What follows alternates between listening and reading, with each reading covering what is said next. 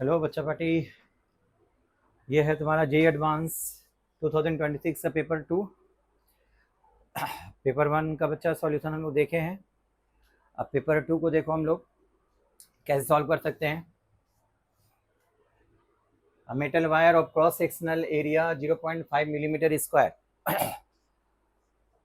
and length 100 meter is connected across a battery of EMF 2 volt and internal resistance 1 ohm. The density, atomic mass and electrical conductivity of the metal are given respectively. Assuming one conduction electron per atom of the metal, the drift velocity of the electrons in the wire is, the drift velocity of the electrons in the wire कितना होगा बच्चा, इसको calculate करना है। सो बच्चा देखो,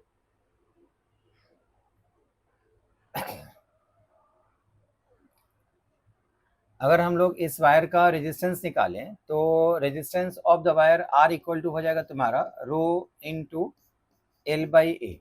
रो को हम लोग लिख सकते हैं 1 by sigma L by A. This is conductivity.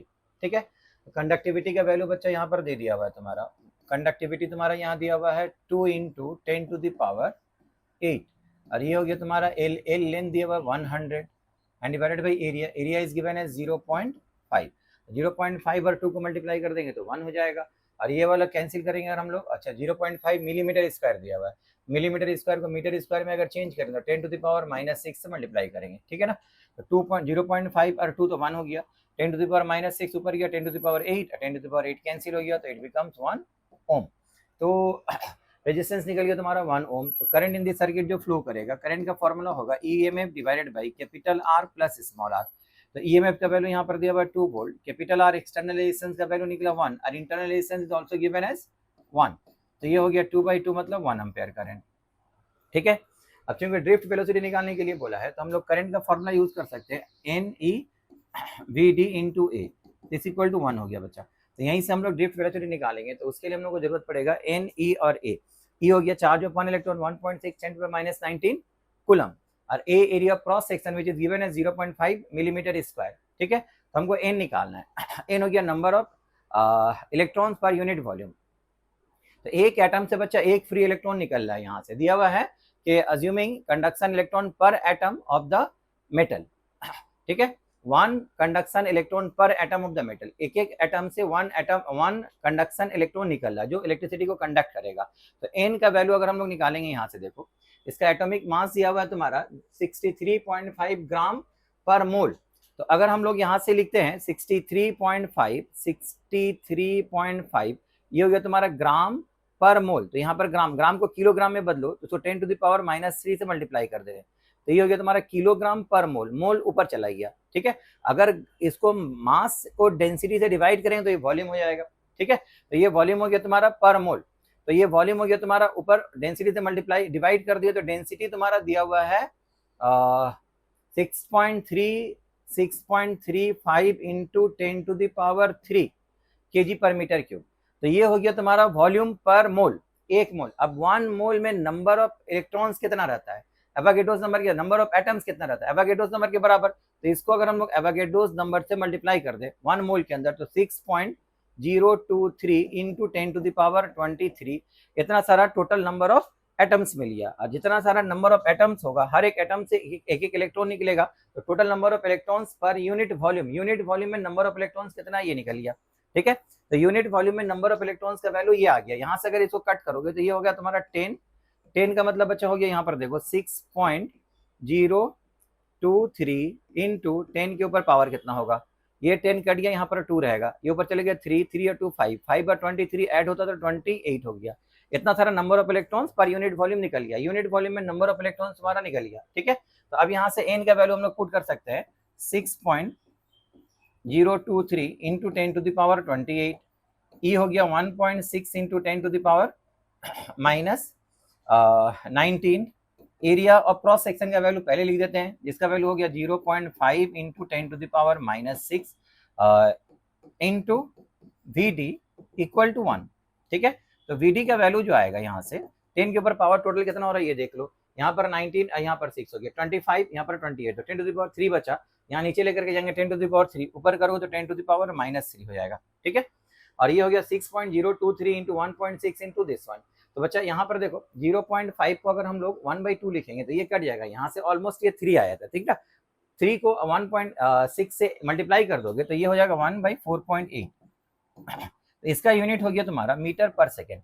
लेकिन यहाँ पर तुमको कैलकुलेट करने के लिए बोला ड्रिफ्ट वेलोसिटी इन मिलीमीटर पर सेकेंड, तो मिलीमीटर पर सेकेंड में चेंज करने के लिए 1 मीटर को 1000 से मल्टीप्लाई कर देंगे, तो 1000 और ये 10⁻³ कैंसिल हो गया, तो मिलीमीटर पर सेकेंड हो गया। अब ये अगर 1/5 होता तो 0.2 आता, क्योंकि ये 1/4.8 है तो 0.2 से थोड़ा सा ज्यादा आएगा। तो तुम्हारा आंसर 0.2 से थोड़ा सा ज्यादा कौन सा, देखो 0.2 से थोड़ा सा ज्यादा आंसर ये है इन मिलीमीटर पर सेकेंड। तो इसका आंसर हो जाएगा तुम्हारा 0.208 मिलीमीटर पर सेकेंड। तो your correct answer is C. Clear बच्चा? चलो नेक्स्ट क्वेश्चन देखो, यहाँ क्या दिया हुआ है, a nuclear reactor starts producing a radioactive nuclide X for T from T equal to 0। T equal to 0 से न्यूक्लियर रिएक्शन हो रहा है, तो उस रिएक्शन से हम लोग क्या मिल रहा है, producing a radioactive nuclide X from T equal to 0 at a constant rate of alpha per second. एक सेकेंड में कितना सारा नंबर ऑफ न्यूक्लियाइड मिल रहा है, अल्फा, ठीक है। each decay of x produces energy E naught, which is utilized to heat a liquid of mass small m and specific heat S. Assuming no heat loss from the liquid and taking lambda is the decay constant of x, the rate of increase in the temperature of the liquid कितना होगा, rate of increase of the temperature। तो बच्चा पहले ये निकालो कि इसमें कोई भी टाइम dt टाइम के अंदर हम लोग मान लेते हैं कि कितना सारा नंबर ऑफ डीके हो रहा है। तो number of electrons, number of radioactive nuclide decay जो हो रहा है वो कैसे निकालेंगे, देखो ये न्यूक्लियर रिएक्टर जो है वो एक्स न्यूक्लियाइड प्रोड्यूस करता है at the rate of alpha per second, ठीक है। तो वो न्यूक्लियाइड जो प्रोड्यूस किया है वो अल्फा न्यूक्लियाइड पर second at the rate of पर सेकेंड इतना न्यूक्लियाइड प्रोड्यूस है, जिसमें से डीके हो रहा, रेट ऑफ डीके जो होता है वो dn/dt इक्वल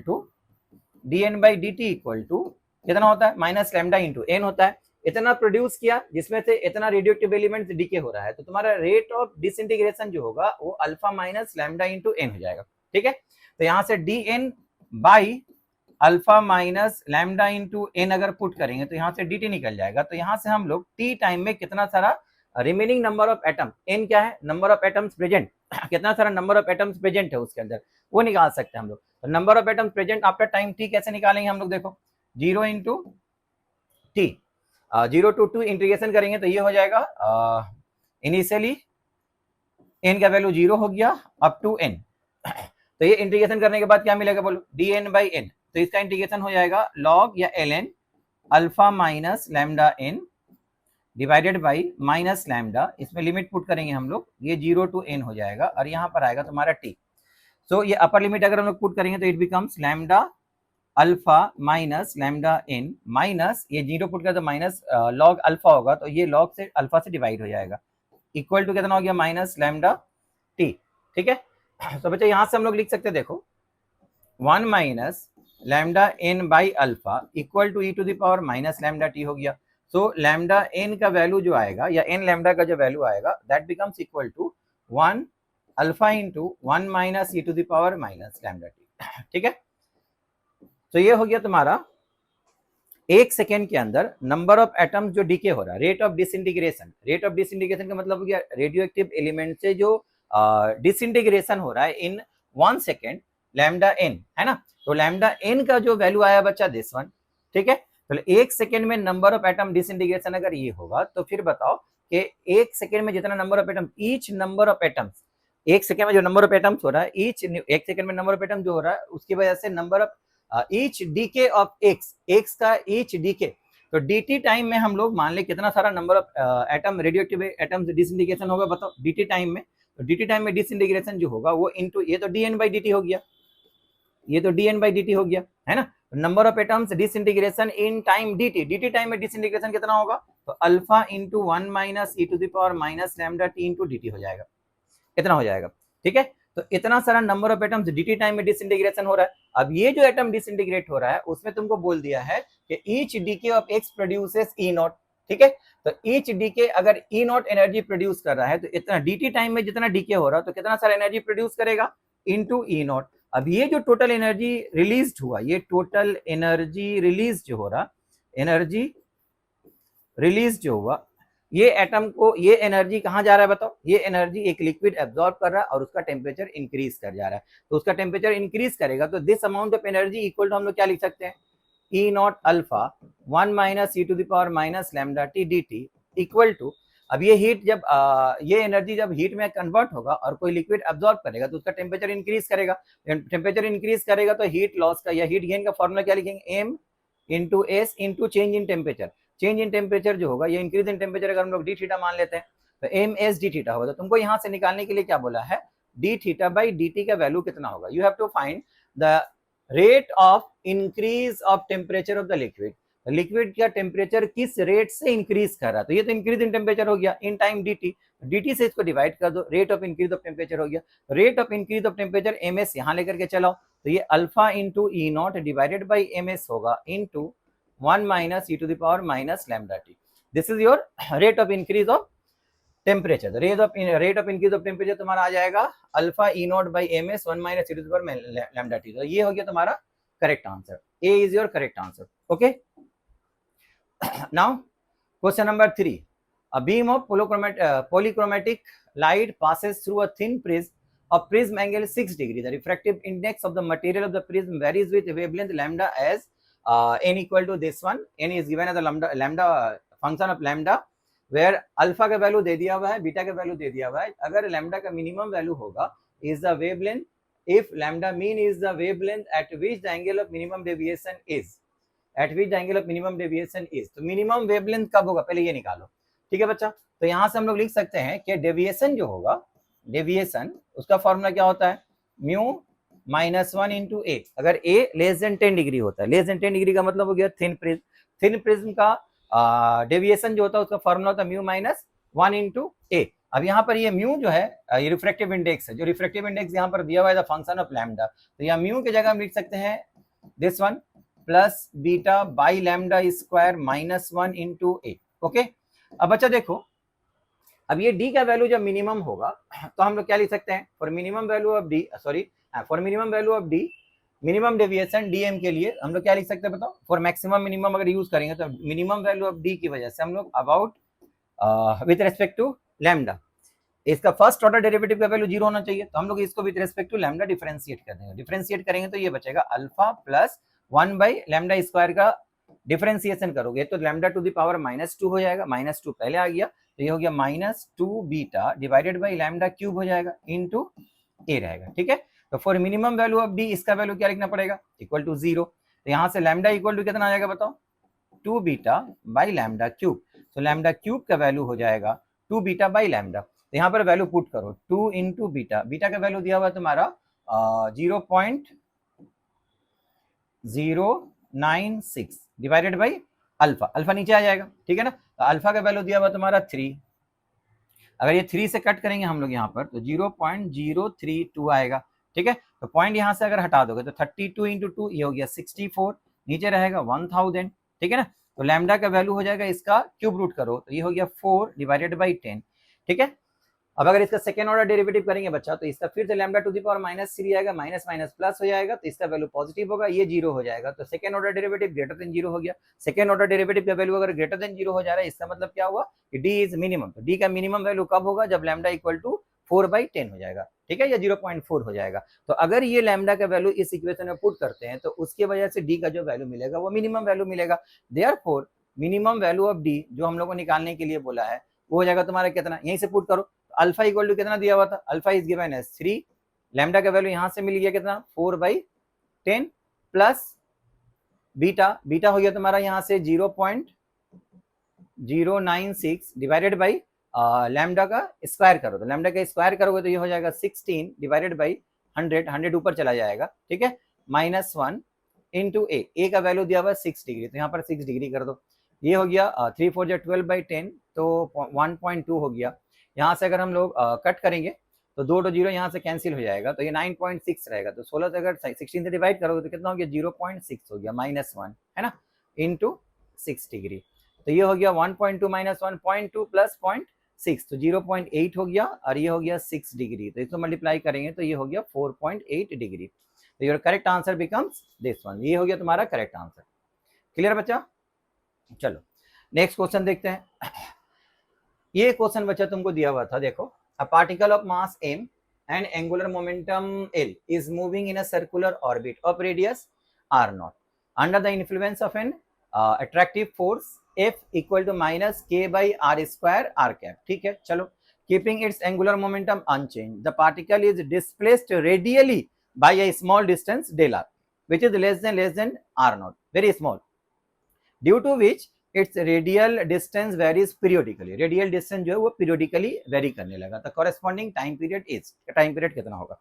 तो बच्चे देखो, हम लोग मान लेते हैं पार्टिकल ऑफ मास m वो इस सर्कुलर पाथ में इनिशियली घूम रहा था, ऐसे घूम रहा था, ठीक है. उसका रेडियस कितना था r not and with this velocity v not. अब उसके ऊपर जो एक फोर्स ऑफ अट्रैक्शन था वो इस डायरेक्शन में था. That force of attraction F जो था वो नेगेटिव दिया. नेगेटिव का मतलब क्या होता है? Force is negative in nature का मतलब this is attractive in nature. Attractive in nature का मतलब it is directed toward the centre. उसको न्यूक्लियस क्या करेगा? अट्रैक्ट करेगा, ठीक है. ये फोर्स की वजह से जब अट्रैक्शन हो रहा था उसका रेडियली आउटवर्ड डायरेक्शन में तुम्हारा क्या है बताओ? सेंट्रीफ्यूगल फोर्स, ठीक है. ये सेंटीपिटल फोर्स हो जाएगा, रेडियली आउटवर्ड डायरेक्शन में सेंट्रीफ्यूगल फोर्स रहेगा, ठीक है. तो अभी ये पार्टिकल ऐसे घूम रहा था. अब इसमें तुमको बोला किसी कारण से इसका पार्टिकल को रेडियली डिस्प्लेस करो, थोड़ा सा दूर लेकर के चले, यहां से थोड़ा सा दूर लेकर के चले गए. दिस डिस्टेंस यहां से कितना दूर लेकर के चले गए? This is given as d are या del r, whatever, d are या डेल आर. तो ये रेडियस अगर बढ़ जाएगा तो ये पार्टिकल रेडियली इस तरह से ऑसिलेट करने लगेगा, ठीक है. तो उसका टाइम पीरियड ऑफ ऑसिलेशन कितना होगा ये कैलकुलेट करो. ये डी आर का वैल्यू वेरी स्मॉल दिया हुआ. तो बच्चा यहाँ पर हम लोग बोल सकते हैं कि पार्टिकल इस ऑर्बिट पर है या फिर इस ऑर्बिट पर है, दोनों के लिए उसका एंगुलर मोमेंटम सेम होगा, which is given as L. तो एल अगर एंगुलर मोमेंटम होता है तो एल इक्वल टू हम लोग क्या लिख सकते हैं? इनिशियली एंगुलर मोमेंटम होगा M V naught R naught. पहले जिस सर्कुलर पाथ में घूम रहा था उसका रेडियस आर नॉट था, मास एम था, वेलोसिटी था वी नॉट. अब जब दूसरे ऑर्बिट में चला आया है थोड़ा सा डिस्प्लेस्ड होकर के, तो उसका वेलोसिटी चेंज होकर के वी हो गया, रेडियस मान लेते हम लोग आर हो गया. This equal to what we can write? M V R, ठीक है. इनिशियली जब वो किसी सर्कुलर पाथ पर घूम रहा था तो उसका रेडियली इनवर्ड डायरेक्शन में जो फोर्स ऑफ अट्रैक्शन वो M V square by R को बैलेंस करेगा. तो इस डायरेक्शन में जो फोर्स था एफ, उसका वैल्यू दे दिया हुआ K divided by R square equal to M V naught square by R naught. तो ये आर नॉट स्क्वायर है मान लो, ठीक है. तो यहां से अगर हम लोग एक आर नॉट को कैंसिल कर देंगे तो ये बचेगा K divided by R naught equal to M V naught square, M V naught square. तो एम वी नॉट की जगह हम लोग यहाँ से क्या लिख सकते हैं? देखो M into V not equal to लिख सकते हैं हम लोग आर बाई या फिर सिर्फ वी नॉट का वैल्यू यहाँ पर पुट कर दो. वी नॉट इक्वल टू लिखेंगे l by M R not. यहाँ l by M R not लिखो, तो एल लिखेंगे तो यहाँ एल के ऊपर तो स्क्वायर आ जाएगा, नीचे में M square R naught square. M square का एक एम कट जाएगा तो M into R naught square रहेगा. ये के बाई आर का वैल्यू है, ठीक है. यहां से हम लोग अगर एक आर नॉट को कैंसिल कर देंगे तो क्या मिलेगा? K equal to L square by M R naught रहेगा, ठीक है ना. तो ये हम लोग यहाँ से के इक्वल टू लिख सकते हैं. के का वैल्यू जो रहेगा K equal to L square divided by M into R naught. R naught का वैल्यू यहाँ से हम लोग निकाल सकते हैं, L square by M into K होगा, ठीक है. ये वैल्यू अभी रखते हैं. अभी बताओ जब ये दूसरे ऑर्बिट पर चला जाएगा तो उसके इनवर्ड डायरेक्शन का जो फोर्स होगा that force becomes equal to K divided by R square. अब तो रेडियस आर नॉट नहीं रहा, आर स्क्वायर हो गया. और रेडियली आउटवर्ड डायरेक्शन में जो फोर्स होगा that force will be equal to M V square by R. तो ऑब्वियसली होगा कि इनवर्ड फोर्स ज्यादा होगा तभी तो वापस उसको खींचेगा. तो जो नेट फोर्स जिसकी वजह से वो अंदर की तरफ खींच रहा है वो कितना होगा? K by R square minus M V square by R square, M V square by R, ठीक है. तो ये हो गया उसका net force of attraction which is negative in nature, जो सेंटर की तरफ एक्ट कर रहा है, जिसकी वजह से वो वापस अंदर की तरफ मूव कराएगा, जिसकी वजह से वो ऐसे ऑसिलेट करने लगेगा, ठीक है. तो ये एफ नेट हो गया तुम्हारा minus K by R square minus M V square by R, ठीक है बच्चा. तो इसको देखो हम लोग K by R square minus M by R. तो यहां से हम v की जगह में क्या लिख सकते हैं? देखो यहां पर इस v की जगह में यहां से वैल्यू पुट करो, this becomes equal to L by M R. तो इस v की जगह में हम लोग एल बाई एम आर अगर लिखते हैं तो ये becomes L square by M square into R square, ठीक है. तो एक m यहां से कैंसिल हो जाएगा तो ये बनेगा k divided by R square minus L square divided by M into R cube, ठीक है बच्चा. अब r का वैल्यू हम लोग क्या लिख सकते हैं? ये r का जो वैल्यू होगा न्यू रेडियस वो r नॉट में dr का वैल्यू इंक्रीज हो गया तो हम लोग लिख सकते हैं r नॉट प्लस dr, ठीक है. तो यहां से अगर हम लोग इसको अगर प्रूव करके दिखला सकते हैं एम नॉट इक्वल टू के effective into D are, D R इधर डिस्प्लेसमेंट हो रहा है जिसको हम लोग एक्स की तरह कंसिडर कर सकते हैं, तो एफ नेट का वैल्यू जो होगा वो some constant into D are या एक्स, इस फॉर्म में अगर हम लोग दिखला देंगे तो वो एस एच एम प्रूफ हो जाएगा, जिसमें ओमेगा का वैल्यू हम लोग लिख सकते हैं डायरेक्ट, क्या चीज बताओ, रूट अंडर के डिवाइडेड बाई एम, है ना। तो यहाँ से हम लोग पहले के जो इफेक्टिव वैल्यू, के का जो वैल्यू आएगा स्प्रिंग कांस्टेंट बा फोर्स कांस्टेंट, उसका वैल्यू यहाँ से हम लोग कैसे निकालें, इसको एक्सप्रेस करो into K some constant into D R, इस फॉर्म में एक्सप्रेस करो। तो एक्सप्रेस करने के लिए यहाँ पर आर की जगह हम लोग क्या लिख सकते हैं बताओ, R naught plus D R, तो यहाँ के डिवाइडेड बाई आर की जगह में लिख रहे हैं हम लोग R naught plus D R का होल स्क्वायर, ठीक है। यहाँ पर हो जाएगा minus L square divided by M into R naught plus D R इसका होल क्यूब। अब अच्छा देखो, यहां से अगर एक आर नॉट कॉमन ले लेंगे, ये माइनस साइन बाहर रखो, तो ये हो गया K divided by R naught, ठीक है। तो ये बन गया कितना बताओ, आर नॉट बाहर आ गया, सॉरी आर नॉट का स्क्वायर हो जाएगा, या आर नॉट स्क्वायर था ना यहाँ पर, तो यहाँ पर आर नॉट के ऊपर स्क्वायर आ जाएगा, तो आर नॉट स्क्वायर बाहर आ गया, तो यहाँ पर बचा 1 plus D R by R naught, ठीक है। D R very small number है, तो इसको जैसे ऊपर लेकर के जाएंगे तो इसके ऊपर पावर -2 को वो माइनस यहाँ पर मल्टीप्लाई हो जाएगा, तो it becomes 1 minus 2 D R by R naught, okay. और ये वाला पार्ट सिमिलरली हम लोग यहाँ से आर नॉट कॉमन लेंगे, तो ये L square by M into R naught का क्यूब हो जाएगा, और ये अंदर पड़ा हुआ रहेगा कितना बताओ, 1 plus D R by R naught whole to the power 3, ऊपर ले गए -3 यहाँ पर मल्टीप्लाई हो गया, तो it becomes 1 minus 3 D R by R naught, ये रहेगा, ठीक है। तो इसको अगर हम लोग ब्रैकेट ओपन करते हैं माइनस, तो ये बनेगा K divided by R naught square minus इसके साथ मल्टीप्लाई कर दो, तो ये हो जाएगा -2 K divided by R naught cube D R, ये मल्टीप्लाई करेंगे तो L square by M R naught cube minus minus plus 3 L square divided by M R naught to the power 4 into D R, ठीक है बच्चा। अब यहां से देखो, ये L square by M R naught cube, L square divided by M R naught cube,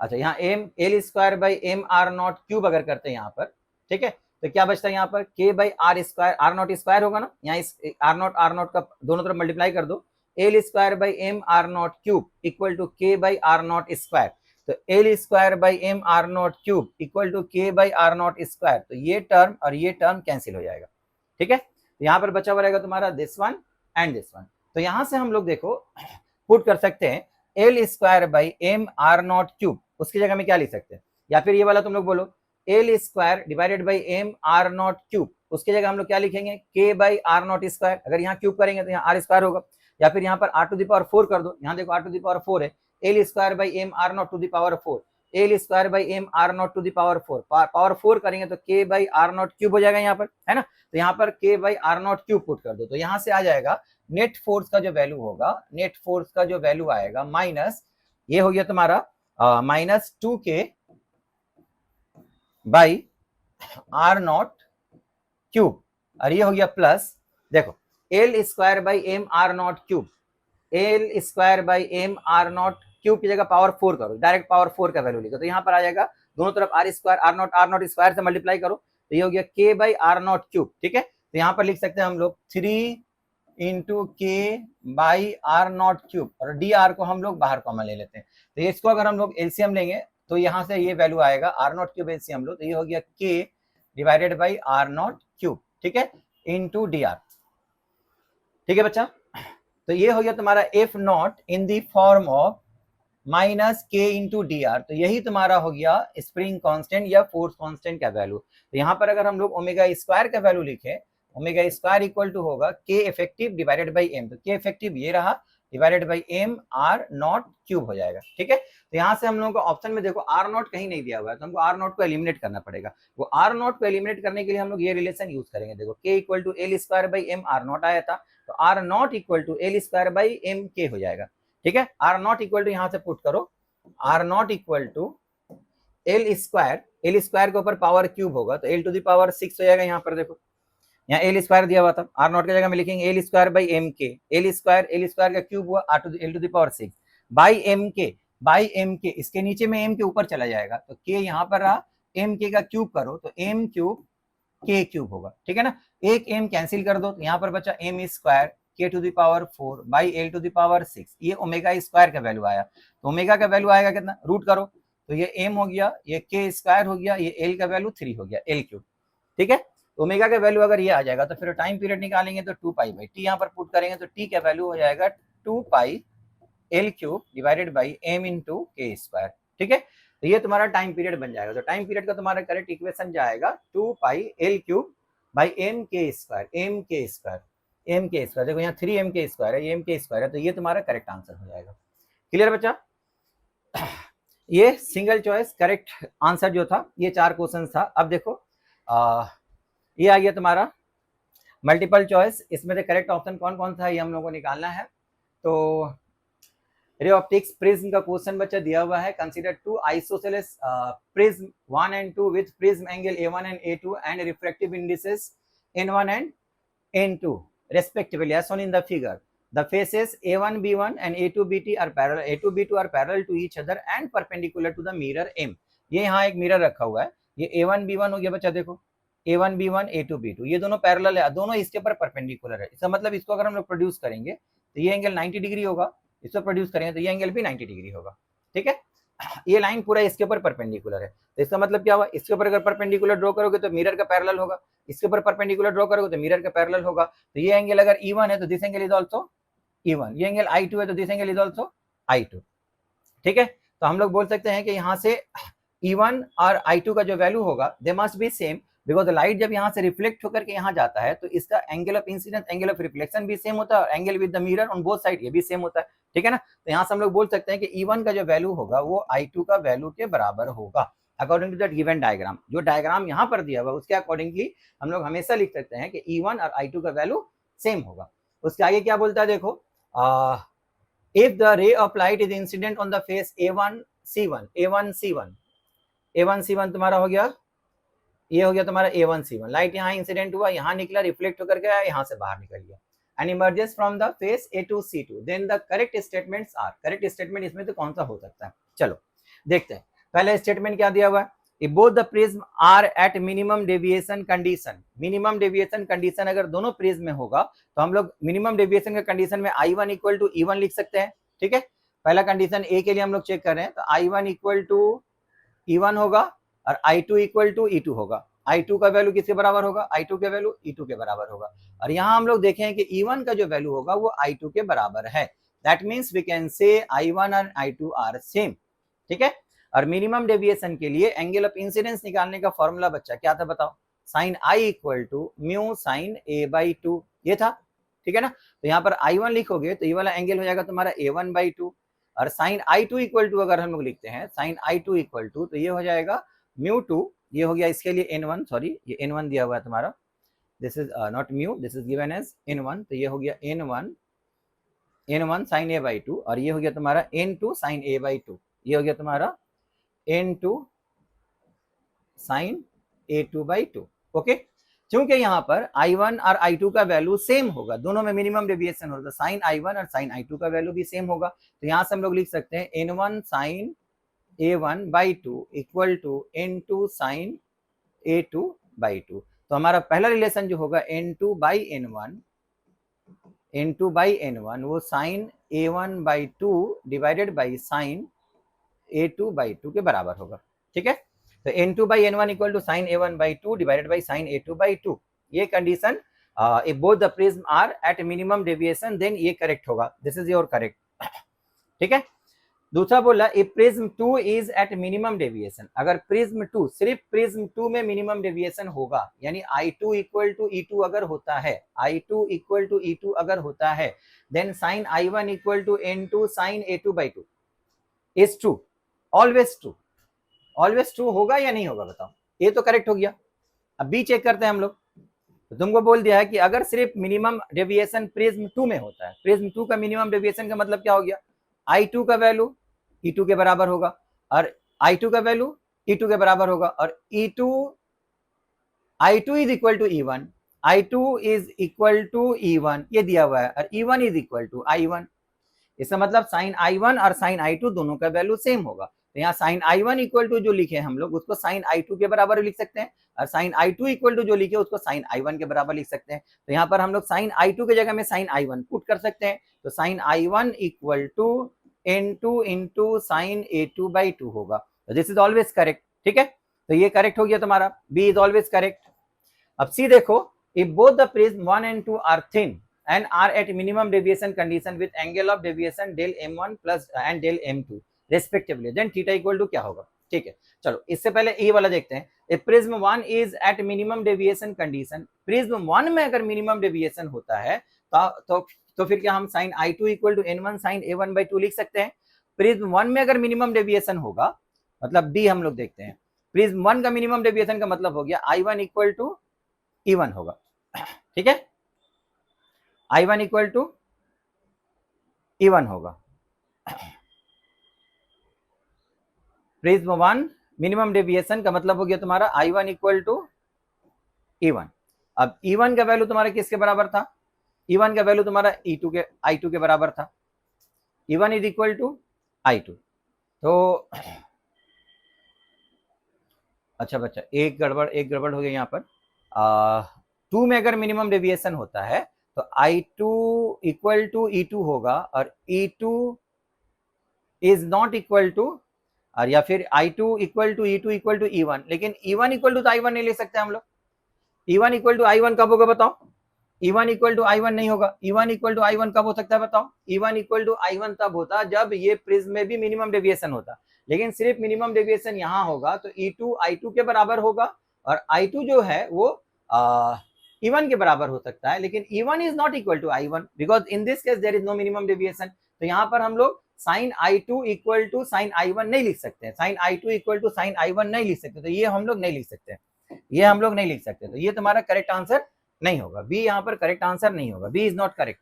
ठीक है, B is not correct because यहाँ पर देखो बच्चा, इसमें मिनिमम डेविएशन हो रहा है, सिर्फ इसमें डेविएशन हो रहा है। तो I2 इक्वल टू E2 होगा, और I2 तो E1 के बराबर है हमेशा। तो हम लोग E1 E2 I1 इक्वल लिख सकते हैं, लेकिन E1 इक्वल टू I1 तभी होगा जब प्रिज्म 1 में मिनिमम डेविएशन होगा, और प्रिज्म 1 में मिनिमम डेविएशन तुमको नहीं बोला है, तो E1 इक्वल टू I1 नहीं लिख सकते, मतलब I1 और I2 का वैल्यू सेम नहीं होगा। तो यहाँ पर हम लोग I2 की जगह में I1 नहीं लिख सकते हैं। तो B is not always correct, ये हमेशा करेक्ट नहीं होता, this is not a correct statement. ठीक है, लेकिन यहाँ अगर हम लोग लिखें, देखो प्रिज्म 1 के अंदर अगर मिनिमम डेविएशन होता है तो I1 इक्वल टू E1 होगा, और E1 इक्वल टू I2 था। E1 इक्वल टू हम लोग क्या देखे थे बताओ? E1 equal to I2। ठीक है, तो E1 इक्वल टू अगर I2 होगा, अब I2 E2 के बराबर हो ना हो, I2 का वैल्यू E2 के बराबर कब होगा? जब इसमें मिनिमम डेविएशन होगा, और मिनिमम डेविएशन नहीं होता तो I2 का वैल्यू E2 के बराबर नहीं होगा। लेकिन I1 और I2 तो सेम हो गया। अगर I1 और I2 का वैल्यू सेम हो जाएगा तो फिर हम लोग क्या, sine I1 equal to N1 sine A by 2 A1 by 2, इसको क्या हम साइन I बाई 2 I2 नहीं लिख सकते हैं? ऑलवेज लिख सकते हैं हम लोग, क्योंकि I1 और I2 का वैल्यू तो सेम हो गया यहाँ पर। हम साइन I1 की जगह में साइन I2 लिख सकते हैं। तो ये फिर सेकेंड वाला प्रिज्म में तुम्हारा मिनिमम डेविएशन हो या ना हो, लेकिन हम हमेशा साइन I1 और साइन I2 दोनों का value N1 into sine A1 by 2 लिख सकते हैं। तो दिस इज ऑलवेज करेक्ट, ये हमेशा करेक्ट होगा। ठीक है बच्चा, अब नेक्स्ट देखो, यहाँ पर जो अगर हम लोग एंगल कंसीडर करेंगे, this angle will be equal to how much. ये चूंकि आइसोसेलेस ट्रायंगल था तो यहाँ से एक परपेंडिकुलर ड्रॉ करेंगे, तो ये वाला एंगल दोनों को क्या करेगा, दो इक्वल पार्ट में डिवाइड कर देगा। तो ये वाला एंगल होगा तुम्हारा A1 बाई 2, और ये वाला एंगल हो जाएगा A2 बाई 2। ठीक है, तो ये एंगल हो गया तुम्हारा कितना, this angle is A2 by 2, ये वाला हो गया A1 बाई 2। अब ये वाला वर्टिकल लाइन को ला करके अगर हम लोग इसके साथ मिला दें, तो ये जो दोनों एंगल है, देखो ये लाइन के बराबर, ये दोनों एंगल जाकर के ऐसे मिल जाएगा। तो ये वाला भी वर्टिकल लाइन, ये दोनों ऐसे मिल गया, तो दोनों को जोड़ेंगे तो थीटा के बराबर हो जाएगा। तो थीटा इक्वल टू हम लोग क्या लिख सकते हैं बताओ, A1 by 2 plus A2 by 2, है ना। तो 2 अगर हम लोग कॉमन ले लेंगे तो theta equal to what we can write, theta का जगह हम लोग लिख सकते हैं A1 by 2 plus A2 by 2। तो हम लोगों का 2 थीटा का वैल्यू यहाँ से आ जाएगा, 2 थीटा का वैल्यू यहाँ से आ जाएगा, या फिर थीटा का वैल्यू यहीं से लिखो तुम लोग, A1 by 2 plus A2 by 2। अब A इक्वल टू हम लोग क्या लिख सकते हैं, A इक्वल टू हम लोग क्या लिख सकते हैं, अगर ये तुमको बोल दिया है कि prism 1 both the prism 1 and 2 are thin, अगर थिन प्रिज्म होता है तो थिन प्रिज्म के लिए उसका जो डेविएशन होगा, deviation equal to mu minus 1 into a होता है। तो ए का वैल्यू हो जाएगा deviation divided by mu minus 1, angle of deviation divided by mu minus 1। तो यहाँ पर A1 की जगह में क्या लिख सकते हैं हम लोग बताओ, एंगल ऑफ डेविएशन जो पहले वाला को कितना बोल दिया है, del m1 divided by 2 into इसका रिफ्रैक्टिव इंडेक्स दिया n1 माइनस 1, और यहाँ पर हो जाएगा तुम्हारा plus del m2 divided by 2 into n2 minus 1 हो जाएगा, है ना। तो थीटा इक्वल टू दिस होगा, तो थीटा का value del m1 by 2 into n1 minus 1 del m2 by 2 into n2 minus 1, तो दिस इज ऑल्सो करेक्ट, तो सी इज ऑल्सो करेक्ट। तो तुम्हारा इसमें करेक्ट आंसर हो जाएगा ए, सी एंड डी, बी नहीं होगा, तो ए, सी, डी ये तीनों करेक्ट ऑप्शन हो जाएगा। क्लियर है बच्चा?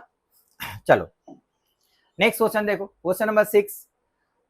In a vacuum chamber, a particle of charge 1 microcoulomb and mass 1 milligram is projected with a velocity I plus 2j meter per second from the xz plane at time t equal to 0 in an electric field of 1 I cap volt per meter at t equal to 0.2 second. The electric field is switched off and a magnetic field of 6j Tesla is switched on. The acceleration due to gravity is minus 10j meter per second square. Correct options are, correct option कौन सा होगा? देखो बच्चा, ये हो गया तुम्हारा मान लो एक्स जेड प्लेन, ये एक जेड प्लेन है लाइक दिस, इस तरह से एक जेड प्लेन है, और ये हो गया वाई एक्सिस, ठीक है। और ये हो गया तुम्हारा एक इलेक्ट्रिक फील्ड इसके अंदर है, एक जेड प्लेन के अंदर एक पार्टिकल को प्रोजेक्ट करेंगे, ये होगा इलेक्ट्रिक फील्ड आई डायरेक्शन में। तो ये इलेक्ट्रिक फील्ड जो है इसका मैग्नीट्यूड दिया हुआ है 1 इंटू आई कैप वोल्ट पर मीटर, ठीक है। तो अब एक पार्टिकल को जब हम लोग यहाँ से प्रोजेक्ट करेंगे विद सम वेलोसिटी, तो ये वेलोसिटी जो है, दिस वेलोसिटी इज गिवन है आई कैप प्लस 2j कैप, तो उसका एक्स कंपोनेंट जो होगा, एक्स कंपोनेंट हो गया तुम्हारा आई कैप, और वाई कंपोनेंट जो इसका हो गया वो हो गया 2j कैप, ठीक है। तो चूंकि इलेक्ट्रिक फील्ड देखो इस डायरेक्शन में है, तो इस डायरेक्शन के वेलोसिटी को इफेक्ट करेगा, उसका परपेंडिकुलर डायरेक्शन ऑफ वेलोसिटी को कोई इफेक्ट नहीं करेगा, यहाँ सिर्फ उसका ग्रेविटी का इफेक्ट होगा। तो अगर हम लोग पहले यह निकालते हैं कि आफ्टर 0.2 सेकंड इलेक्ट्रिक फील्ड का इफेक्ट खत्म हो गया, तो 0.2 सेकंड तक इलेक्ट्रिक फील्ड का इफेक्ट होगा, तो 0.2 सेकंड तक पार्टिकल कितना आगे चला गया, तो इलेक्ट्रिक फील्ड की वजह से देखो वर्टिकल डायरेक्शन में ग्रेविटी है, तो ग्रेविटी की वजह से एक रिटार्डेशन तो हो गई, है ना। इलेक्ट्रिक फील्ड की वजह से अब एक्स डायरेक्शन में भी एक एक्सेलरेशन होगा, तो acceleration due to the electric field जो होगा एक्स डायरेक्शन में वो कितना हो जाएगा, Q into E divided by mass, ठीक है। अब चार्ज पार्टिकल Q कितना दिया 1 माइक्रोकूलम, तो it is 10 to the power -6। ये हो गया इलेक्ट्रिक फील्ड का वैल्यू दे दिया हुआ तुम्हारा 1, एंड मास दे दिया हुआ तुम्हारा कितना बताओ 1 मिलीग्राम, तो मिलीग्राम को अगर हम लोग किलोग्राम में चेंज करेंगे तो 10 टू द पावर -6 हो जाएगा, ठीक है। मिलीग्राम को ग्राम में कन्वर्ट करेंगे, 1000 से डिवाइड करो, 1000 से फिर ग्राम से किलोग्राम में, 10 -6 कैंसिल हो गया, तो ये हो गया 1 मीटर पर सेकेंड स्क्वायर, ठीक है। तो इसका मतलब क्या हुआ कि इस कंडीशन में जो पार्टिकल का जो प्रोजेक्टाइल मोशन होगा, जो पैराबोलिक पाथ में जाएगा, उसमें एक्स डायरेक्शन और वाई डायरेक्शन दोनों का वेलोसिटी चेंज होगा। यूजुअली प्रोजेक्टाइल मोशन में x component of the velocity हमेशा कांस्टेंट आता था, लेकिन यहाँ पर एक्स कंपोनेंट ऑफ वेलोसिटी को भी चेंज करेगा कौन, इलेक्ट्रिक फील्ड की वजह से जो फोर्स हो रहा है, ठीक है। तो एट या after at t equal to 0.2 second, जब तक इलेक्ट्रिक फील्ड है तब तक बोलो कि x डायरेक्शन का वेलोसिटी चेंज होकर के कितना हो जाएगा, vx इक्वल टू हो जाएगा तुम्हारा ux plus ax into T, ठीक है। तो ux का वैल्यू इनिशियली x डायरेक्शन में वेलोसिटी कितना था बताओ, सिर्फ आई कैप मतलब 1 हो गया, ये 1 हो गया, प्लस ax का वैल्यू 1 निकला, और ये हो गया 0.2, तो इट बिकम्स 1.2 मीटर पर सेकेंड, ठीक है। और y डायरेक्शन का जो वेलोसिटी हो जाएगा वो हो जाएगा uy माइनस gt, क्योंकि y डायरेक्शन में एक्सेलरेशन जो है वो एक्सेलरेशन ड्यू टू ग्रेविटी है, ठीक है ना। तो uy का वैल्यू तुम्हारा दिया हुआ था कितना 2, और ये g का वैल्यू हो गया तुम्हारा 10, और टाइम हो गया 0.2 सेकंड, तो ये भी 2 हो गया, 2 - 2 इक्वल टू 0। इसका मतलब क्या हो गया, vy 0 का मतलब पार्टिकल अभी कहां पर पहुंच गया, एट दी हाईएस्ट पॉइंट। तो ये पार्टिकल को जब हम लोग प्रोजेक्ट करेंगे तो 0.2 सेकंड के बाद पार्टिकल यहाँ पॉइंट पहुंच गया, ये हो गया उसका मैक्सिमम हाइट, ये हो गया उसका मैक्सिमम हाइट, एच मैक्स मान लेते हैं हम लोग, एच एम मैक्सिमम, ये मैक्सिमम हाइट में पार्टिकल पहुंच गया, ठीक है। अब इसके बाद हम लोग क्या करेंगे, इलेक्ट्रिक फील्ड को स्विच ऑफ कर दिए, अब इलेक्ट्रिक फील्ड नहीं रहा, और उसी के साथ साथ वहां पर एक मैग्नेटिक फील्ड अप्लाई किए, मैग्नेटिक फील्ड को स्विच ऑन किए, और मैग्नेटिक फील्ड का जो वैल्यू है वो 6j टेस्ला हो गया, 6j टेस्ला मतलब magnetic field along Z direction. तो बच्चा यहाँ पर जाने के बाद देखो ये पार्टिकल के अंदर एक वेलोसिटी है, और वो वेलोसिटी सिर्फ कौन सा कंपोनेंट ऑफ वेलोसिटी है, vx, अभी y कंपोनेंट नहीं है। तो इस वेलोसिटी की वजह से अब वो ऐसा ऐसा पैराबोलिक पाथ में नीचे जाकर के गिरेगा, इलेक्ट्रिक फील्ड तो है नहीं, यहाँ से पैराबोलिक पाथ में नीचे जाके गिरेगा। संग संग वहां पर हम लोग क्या किए, एक मैग्नेटिक फील्ड अप्लाई किए। मैग्नेटिक फील्ड के अंदर अगर हम लोग कंसीडर करेंगे, देखो मैग्नेटिक फील्ड ऊपर की तरफ है, और इनिशियल वेलोसिटी एक्स डायरेक्शन में इस तरफ है, वेलोसिटी वाई डायरेक्शन में इस तरफ है। राइट हैंड पाम रूल अगर यूज करोगे तो पाम की तरफ एक मैग्नेटिक फील्ड फोर्स अप्लाई करेगा, तो मैग्नेटिक फील्ड इस तरफ एक फोर्स अप्लाई करेगा, जिसकी वजह से वो चार्ज पार्टिकल ऐसे घूमना शुरू कर देगा। लेकिन ग्रेविटी चूंकि खींच रहा है तो वो इस तरह से घूमता घूमते घूमते घूमते घूमते क्या होगा, अब नीचे जाकर के गिरेगा। ठीक है, फिर से समझो बच्चा, देखो मैग्नेटिक फील्ड ऊपर की तरफ है, वेलोसिटी इस तरफ है, पाम इस तरफ है, तो पाम के डायरेक्शन में एक फोर्स एक्ट करेगा। एज अ रिजल्ट ये पार्टिकल यहां से ऐसे घूमना शुरू करेगा। देखो ये पार्टिकल यहां से ऐसे घूमना शुरू करेगा। अगर इसमें डाउनवर्ड डायरेक्शन में कोई फोर्स एक्ट नहीं करता, ये पार्टिकल यहीं पर घूमता रहता, लेकिन चूंकि यहाँ पर ग्रेविटी का फोर्स एक्ट कर रहा है तो वो उसको नीचे खींचेगा। एज अ रिजल्ट वो ऐसे घूमते घूमते घूमते घूमते नीचे जाएगा, ऐसे घूमते घूमते। तो अभी ये जो पाथ में जा रहा है ये उसका ट्रेजेक्टरी हो गया। अगर ये मैग्नेटिक फील्ड नहीं रहता तो ये सीधा जाता, इसी प्लेन में जाकर के यहाँ गिरता पैराबोलिक पाथ में, वो उसका ट्रेजेक्टरी होता। लेकिन अभी उसका ट्रेजेक्टरी चेंज हो जाएगा। अभी उसका ट्रेजेक्टरी मतलब जिस पाथ में जा रहा है वो पाथ कैसा होगा बताओ। ये वेलोसिटी, मैग्नेटिक फील्ड इधर, वेलोसिटी इधर, पाम इस तरफ, मैग्नेटिक फील्ड इस डायरेक्शन में फोर्स अप्लाई करेगा, जिसकी वजह से ये वेलोसिटी अब सीधा नहीं जाएगा, ये यहाँ से सर्कुलर पाथ में घूमने लगेगा। ग्रेविटी नीचे खींच रहा है तो वो ऐसे घूमता घूमता घूमता घूमता क्या होगा, ऐसे घूमते घूमते नीचे जाकर गिरेगा। ठीक है, तो लेकिन ग्रेविटी उसको नीचे खींच रहा है। अब तुमको ये ऑप्शन देखो, the vertical distance of the particle from X Z plane at t equal to 0.3 second. 0.3 second का मतलब क्या हुआ, t का वैल्यू जब 0.2 सेकंड था वो तो हाईएस्ट पॉइंट पर था, तो हाईएस्ट पॉइंट पर ऑलरेडी कितना हाइट ऊपर चला ये बताओ। ये हाइट अगर तुम लोग निकालोगे तो maximum height of projectile motion is equal to uy square divided by 2g होता है ना। ये हो गया uy square divided by 2g। तो uy का वैल्यू तुम्हारा दे दिया था कितना, uy का वैल्यू तुम्हारा दे दिया था 2, तो 2 का स्क्वायर यहाँ पर 4 हो गया, यहाँ 2 इंटू जी, तो 2 से कट करो, यहाँ 2/10 मीटर आएगा, उसको 100 से मल्टीप्लाई कर दो सेंटीमीटर में चेंज करने के लिए, तो ये 20 सेंटीमीटर हो जाएगा। मतलब maximum height of the particle हो गया वो 20 सेंटीमीटर। अब इसके बाद जो टाइम कंसीडर करोगे उस टाइम में पार्टिकल अब ऊपर नहीं जाएगा, अब वो पार्टिकल नीचे आएगा, और नीचे जो आएगा वो सीधा पैराबोलिक पाथ में नहीं आएगा। कैसे आएगा बताओ, वो इस तरह से हेलिकल पाथ में घूमता घूमता हेलिक्स पाथ में घूमते घूमते नीचे आएगा, तो उसका ट्रेजेक्टरी जो होगा वो हेलिक्स पाथ के लिए हो जाएगा। तब वो हेलिक्स पाथ में जब घूमता घूमता नीचे आएगा तो इसके बाद फर्दर देखो 0.1 सेकंड में कितना नीचे आया, नीचे तो ग्रेविटी की वजह से आएगा। तो आप इन 0.1 second after reaching the highest point नीचे जो आएगा विथ इनिशियल वेलोसिटी 0, तो h1 इसका जो वैल्यू कवर करेगा वो कितना हो जाएगा बताओ, हाफ gt स्क्वायर।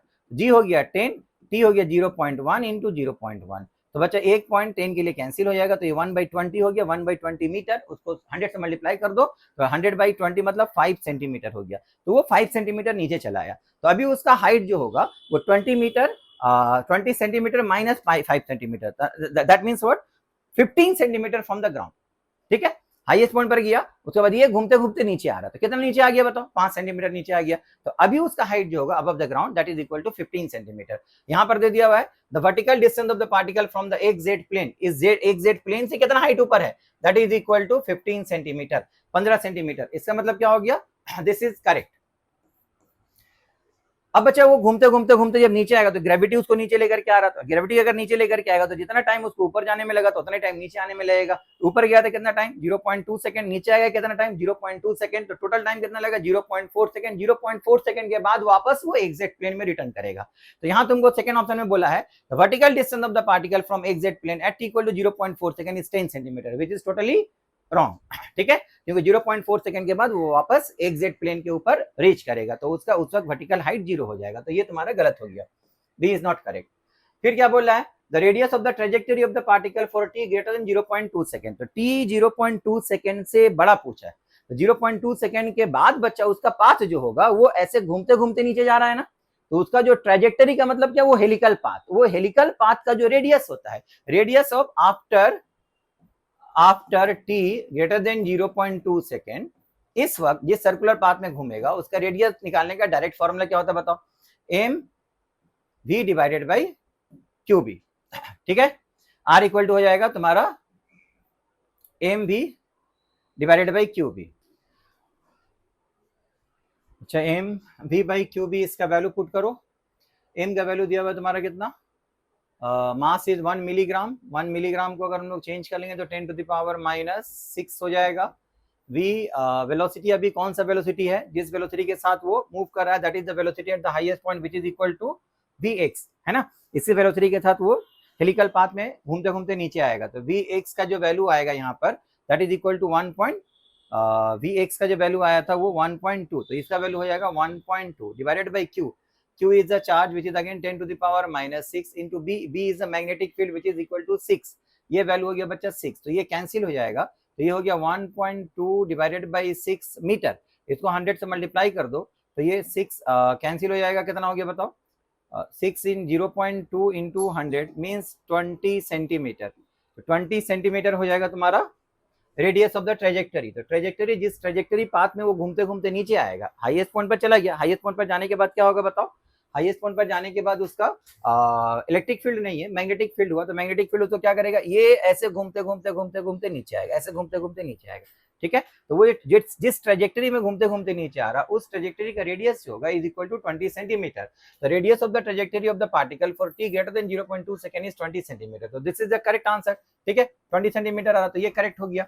अब डी होगा तो तुम्हारा the particle will be in x z plane at t equal to 0.35 second. X z plane के ऊपर वापस आएगा बच्चा कितने देर के बाद, आफ्टर 0.4 सेकंड के बाद वापस आएगा। तो यहाँ पर वो है 0.35 सेकंड के बाद वापस चला रहा, तो दिस इज रॉन्ग, ये करेक्ट नहीं है। तो तुम्हारा करेक्ट आंसर यहाँ पर हो जाएगा ए एंड सी।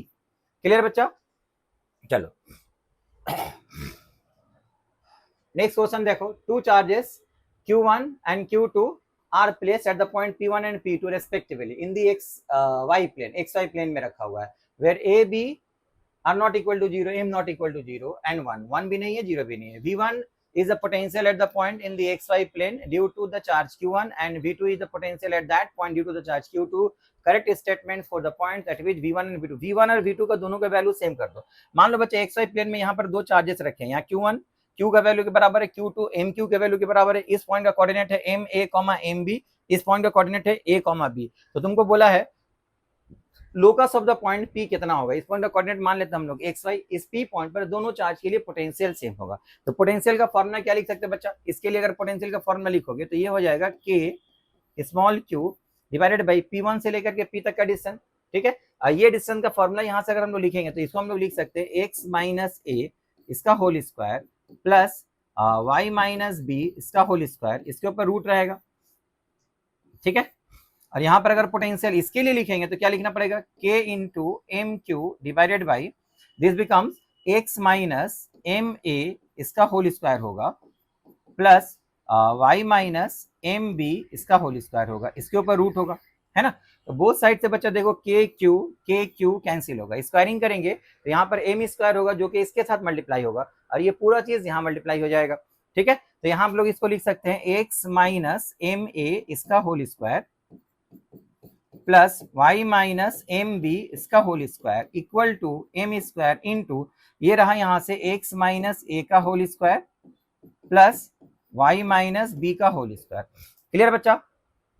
अब बच्चा देखो इसको अगर हम लोग ब्रेक करते हैं तो यहाँ से क्या मिलेगा, we will get x square minus 2 m a x plus m square a square. Okay, ये बनेगा तुम्हारा y square minus 2 m b y plus m square b square. इसको फॉर्मूला में ब्रेक करो और एम स्क्वायर को अंदर मल्टीप्लाई करो तो ये हो जाएगा तुम्हारा m square x square minus 2a m square into x plus m square a square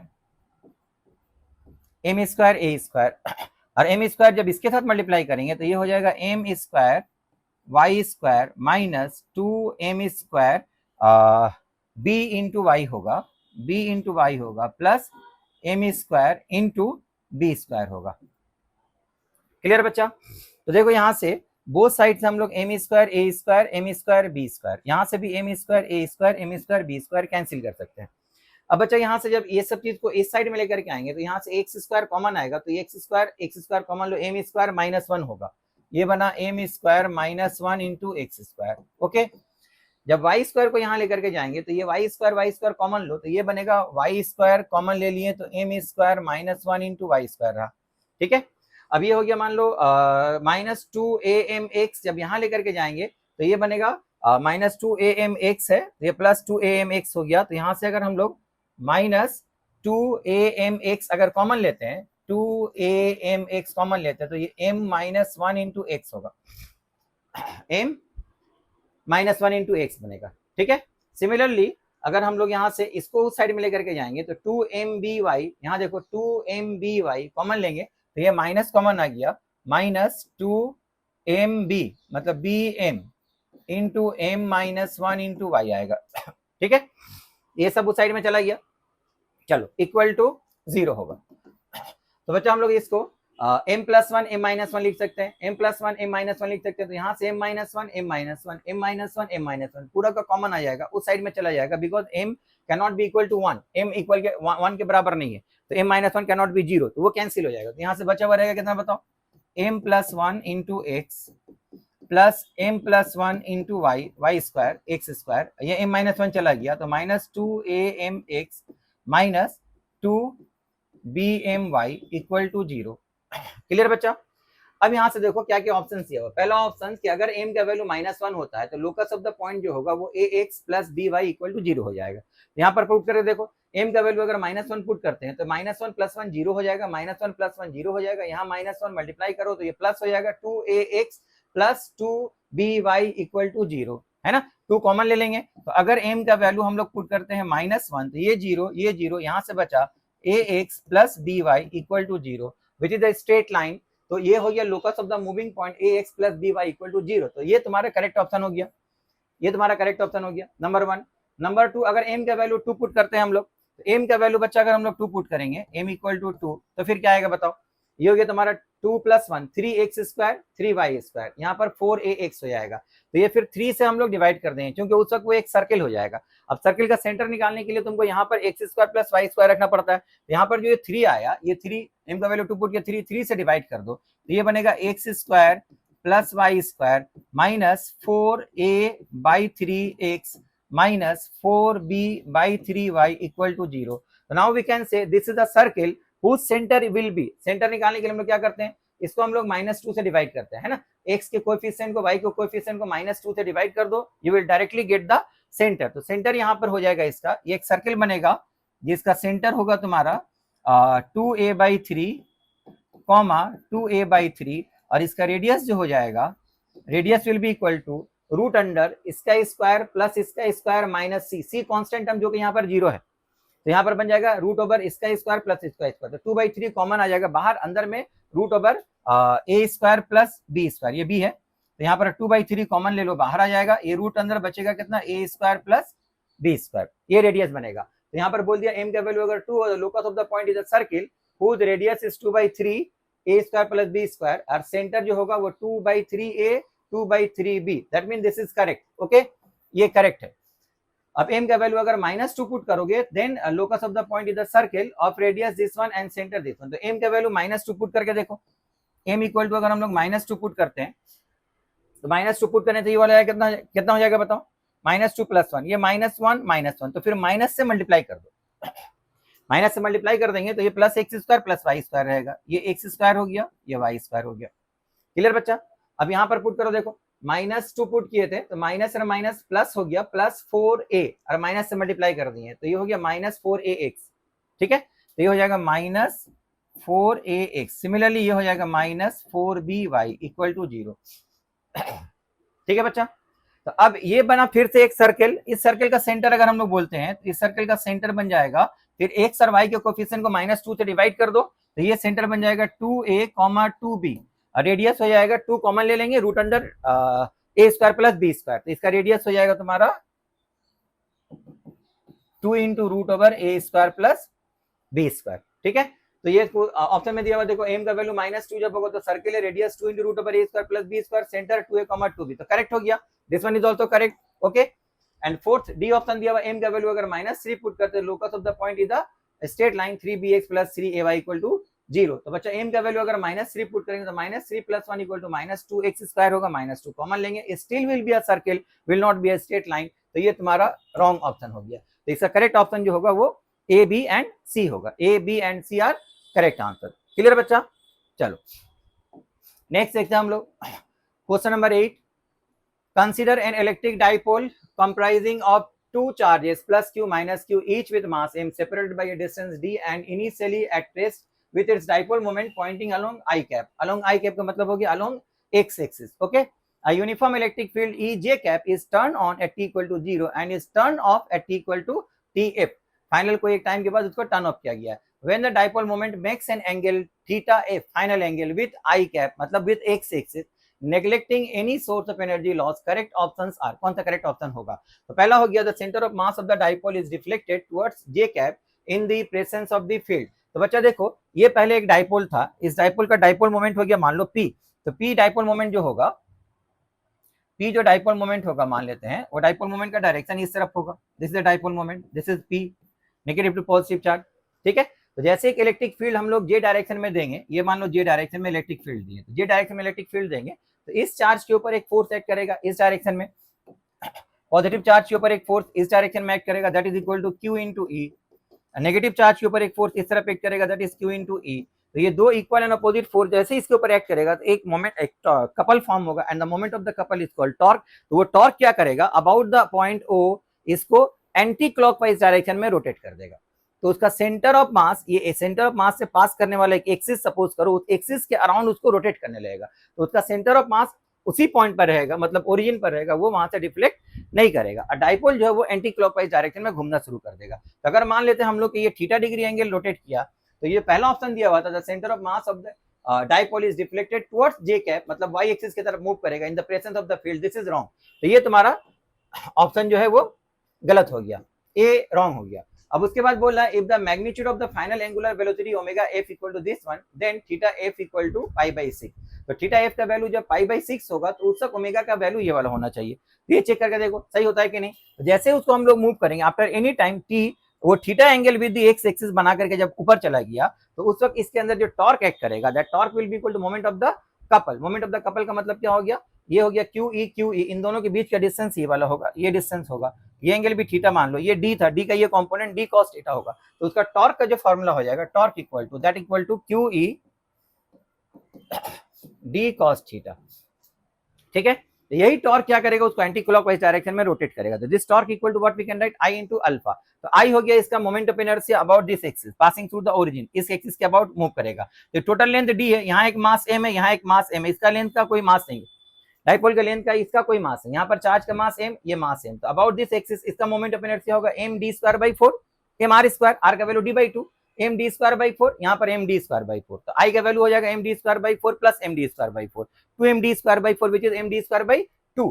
तो यहाँ पर टॉर्क इक्वल टू लिखेंगे हम लोग आई इंटू अल्फा, आई हो गया तुम्हारा m d square by 2। Clear बच्चा।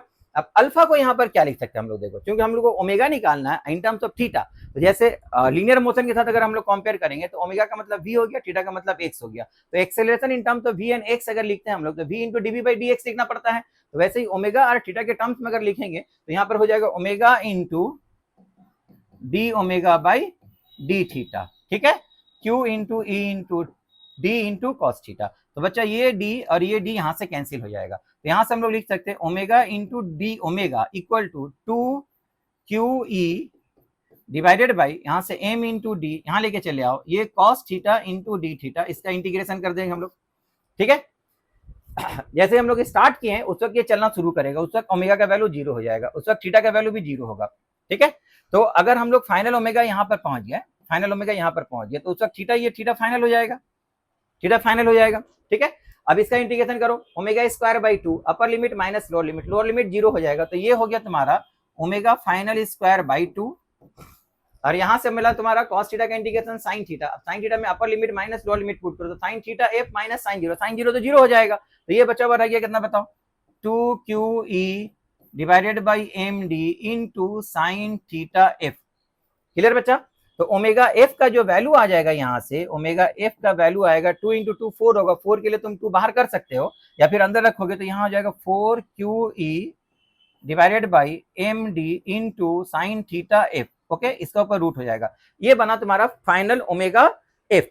फाइनल ओमेगा एफ का वैल्यू तुम्हारा ये हो गया। अब यहाँ से वैल्यू हम लोग निकालते हैं, ये ओमेगा एफ का वैल्यू तुमको मिल गया, इसका वैल्यू आ गया तुम्हारे पास Q4QE divided by md into sine theta f root under. अब देखो दूसरा ऑप्शन हम लोग सेटिस्फाई करते हैं। दूसरा ऑप्शन में क्या बोल दिया कि थीटा एफ का वैल्यू अगर पाई बाई 6 होता है तो ओमेगा एफ का वैल्यू ये वाला होगा। तो थीटा एफ की जगह में पाई बाई 6, पाई बाई 6 का मतलब हो गया साइन 30 डिग्री। साइन 30 डिग्री मतलब हाफ, हाफ हाफ कट करो तो अगर थीटा एफ का वैल्यू हम लोग पुट कर सकते हैं पाई बाई 6 तो ओमेगा एफ का जो वैल्यू आएगा साइन 30 हाफ 2 कट गया तो ये हो गया 2QE डिवाइडेड बाई md, इसके ऊपर रूट, इसका मतलब करेक्ट है, ठीक है। तो बी तुम्हारा करेक्ट हो गया। अब सी क्या बोल रहा है देखो, थीटा एफ अगर पाई बाई 3 होगा, the change in kinetic energy of the dipole is given by this one. तो पहले ये निकालो कि अगर थीटा एफ का वैल्यू पाई बाई 3 होता है, पाई बाई 3 मतलब 60 degree, sine 60 degree root 3 by 2 होगा, 2 से कट जाएगा, तो ओमेगा एफ का जो वैल्यू आएगा ये बनेगा 2 root 3 q e divided by m d, ये बनेगा। क्लियर बच्चा, ये ओमेगा एफ का वैल्यू आ गया।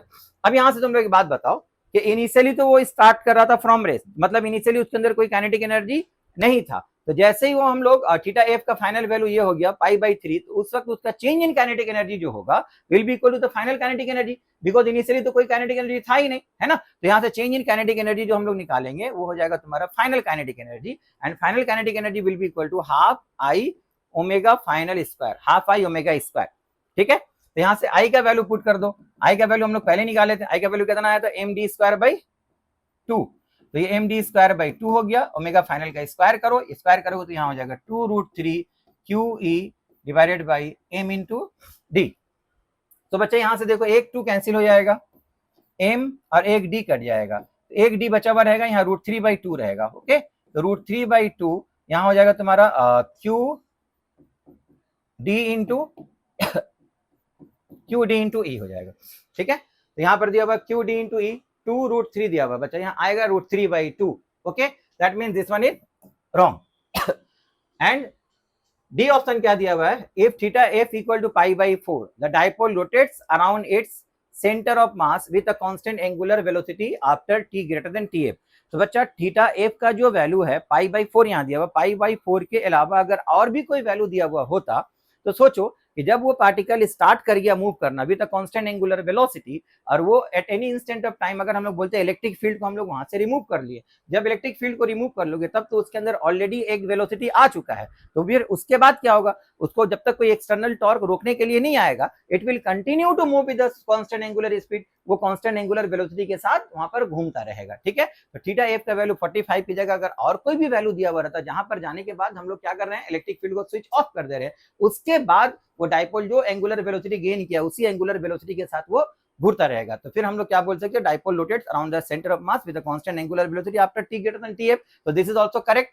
ठीक है, तो मैं तुम्हारा करेक्ट ऑप्शन जो होगा यहाँ पर बी और डी हो जाएगा, ए और सी रॉन्ग हो गया। क्लियर बच्चा, चलो आगे बढ़ते हैं। ये हो गया question number 9। 10 moles of an ideal monatomic gas initially at state A at temperature at atmospheric pressure and temperature TA equal to 27 degrees centigrade is enclosed in a metal cylinder of volume V0 fitted with a frictionless piston. The gas is suddenly compressed to state B with volume V0 by 3. Now keeping the piston stationary, the cylinder is submerged in water bath of temperature 11 degrees centigrade until the gas reaches the temperature of the water bath, which is denoted as state C. Finally, while still in the water bath, the piston is brought slowly to its initial position. Initial position में वापस चला आता है, which is denoted as state F. ठीक है, तो A से बच्चा सडनली कंप्रेस्ड किया हम लोग, B स्टेट में चला गया, और B स्टेट में जाने के बाद क्या हो रहा है, उसका टेम्परेचर डिक्रीज करते करते करते कहाँ चला आया, 11 डिग्री सेंटीग्रेड पर। ठीक है, until it reaches this point. तो ये जो प्रोसेस हुआ बच्चा, यहाँ पर जो प्रोसेस हुआ, इस प्रोसेस को क्या हम लोग बोल सकते हैं, सडनली जो ऑकरिंग प्रोसेस होता है, अचानक जो होता है, या रैपिड प्रोसेस जो होता है, वो कौन सा प्रोसेस होता है बताओ, ये होता है एडियाबेटिक प्रोसेस। इसका मतलब हो गया ए से बी जो है गया गैस, वो एडियाबेटिकली चला गया, एडियाबेटिक प्रोसेस। ठीक है, बी से सी जो आ रहा है, देखो यहाँ पर इसका वॉल्यूम का कोई चेंजिंग नहीं हो रहा है, तो ये वॉल्यूम चेंज नहीं हो रहा, तो ये क्या हो रहा है बताओ, isochoric process, this one is isochoric process. और उसके बाद सी से लेकर के एफ तक का जो पानी के अंदर ही था, तो पानी के अंदर वो slowly slowly slowly final state में चला है। तो स्लोली जो प्रोसेस होता है, स्लो प्रोसेस जो होता है, वो आइसोथर्मल प्रोसेस होता है। तो बच्चा ये हो गया तुम्हारा आइसोथर्मल प्रोसेस। ठीक है, ये हो गया तुम्हारा आइसोकोरिक प्रोसेस, ये हो गया एडियाबेटिक प्रोसेस।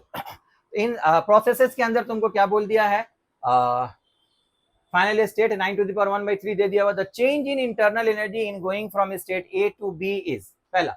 दूसरा देखो, the schematic PV diagram of the process described above is, ये करेक्ट है या नहीं है बताओ। तो ये हो गया तुम्हारा, यहाँ से यहाँ गया, एडियाबेटिकली गया, फिर वो टेम्परेचर चेंज नहीं होगा, विदाउट चेंज ऑफ टेम्परेचर में वॉल्यूम चेंज नहीं होगा, वो ऐसा ऐसा टेम्परेचर कमते कमते कमते कहाँ चला आएगा, वाटर का टेम्परेचर पर, मतलब 11 डिग्री सेंटीग्रेड पर चला आया, तो ये चला है 11 डिग्री सेंटीग्रेड पर टेम्परेचर चला, ये आइसोकोरिक प्रोसेस हुआ, ठीक है। उसके बाद फिर ये स्लोली स्लोली क्या हो रहा है देखो यहाँ पर, तो finally still in the bath the piston is brought slowly to its initial position. Slow process का मतलब होता है आइसोथर्मल प्रोसेस, तो फिर आइसोथर्मली फाइनल स्टेट में चला आएगा।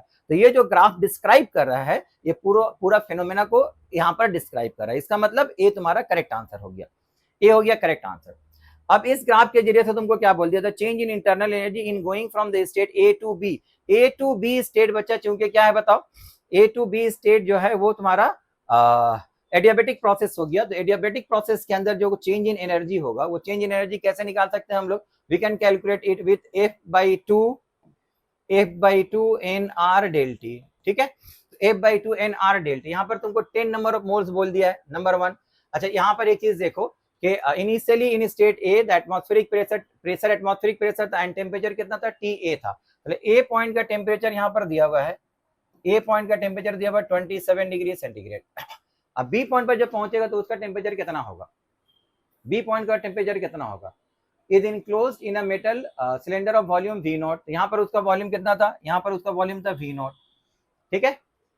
The gas is suddenly compressed to state B with volume V0/3। जब यहाँ पर चला है तो उसका वॉल्यूम हो गया V0/3। तो वॉल्यूम के साथ टेम्परेचर का क्या रिलेशन होता है बोलो, वॉल्यूम का टेम्परेचर के साथ होता है relation T V to the power gamma -1 equal to constant. तो यहाँ पर हम लोग लिखते हैं TA, या बच्चा इसको हम लोग यहाँ करें देखो, TA VA to the power gamma -1 equal to b state में जब चला गया तो TB into VB to the power gamma -1। तो TA टेम्परेचर जो है 27 डिग्री सेंटीग्रेड, उसको अगर हम लोग 273 ऐड करेंगे तो 300 केल्विन हो जाएगा। यहाँ टेम्परेचर हो गया 300 केल्विन।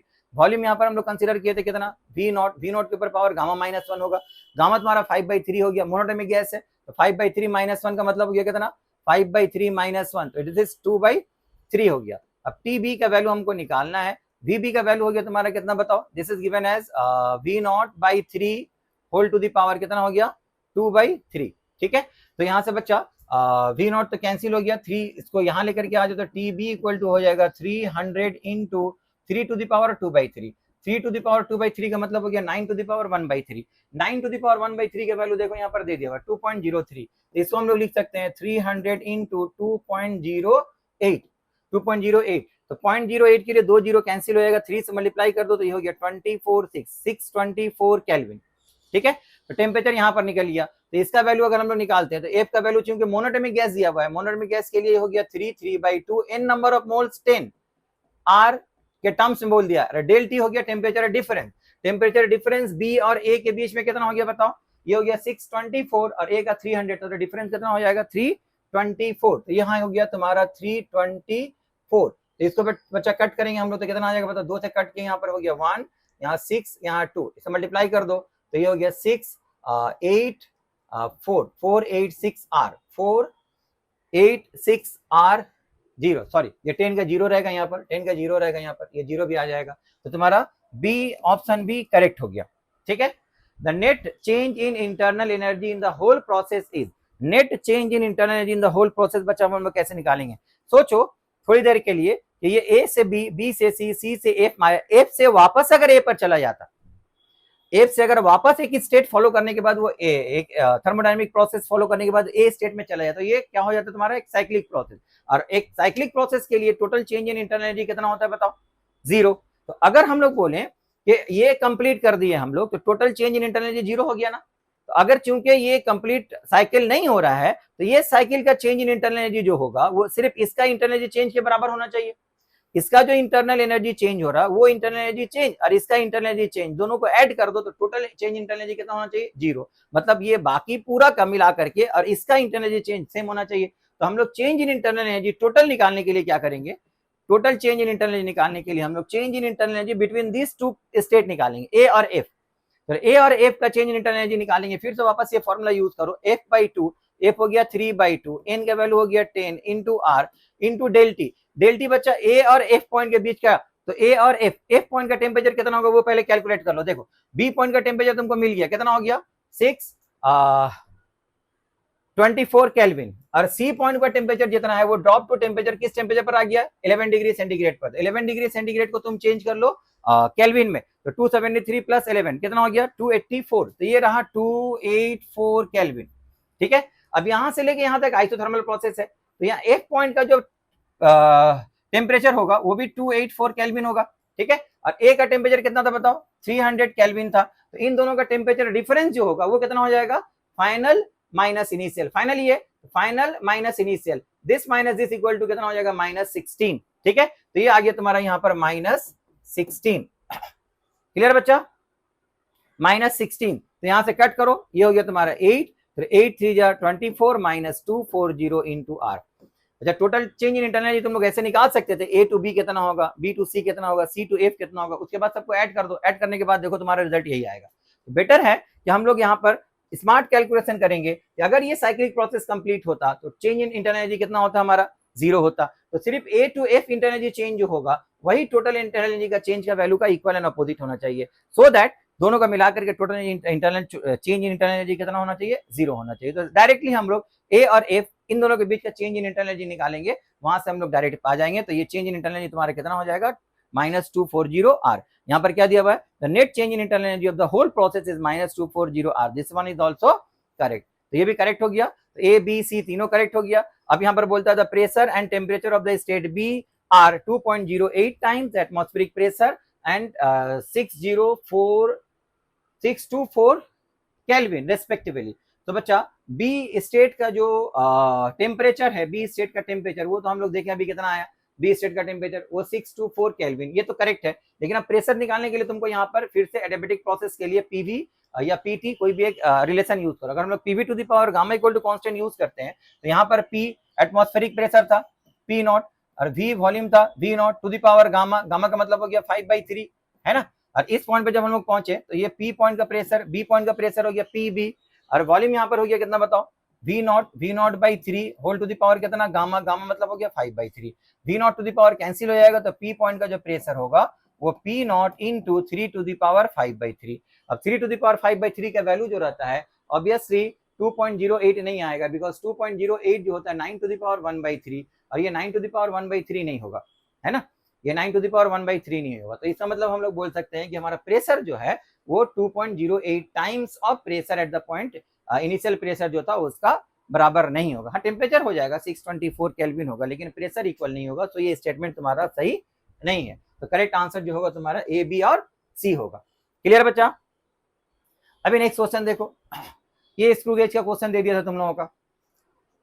यहाँ क्वेश्चन तुमको दे दिया है two thin wires, wire 1 of diameter 0.650 millimetre and wire 2 of unknown diameter D are given to obtain the value of D, the diameters of the two wires are measured with a screw gauge, screw gauge से measurement किए, the screw gauge has a pitch of 0.5 millimeter and there are 100 divisions on the circular scale, the smallest division on the linear scale is 0.5 millimeter, the table shows the reading of LS and CS for the measurement, the value of B, D का value कितना होगा। तो बच्चा देखो पहला जो reading दिया हुआ है, इस पहले रीडिंग के जरिए से अगर हम लोग reading diameter of the first wire निकाले तो उसके लिए हमको जरूरत पड़ेगा किसका बताओ, लीस्ट काउंट का, है ना। तो लीस्ट काउंट यहाँ पर जो होगा, लीस्ट काउंट हम लोग जानते हैं pitch divided by total number of division, तो पिच यहाँ पर दे दिया हुआ 0.5 divided by total number of division हो गया 100, मिलीमीटर में दिया हुआ तो ये हो गया 0.005 मिलीमीटर, ठीक है 0.005 मिलीमीटर, ये हो गया तुम्हारा लीस्ट काउंट।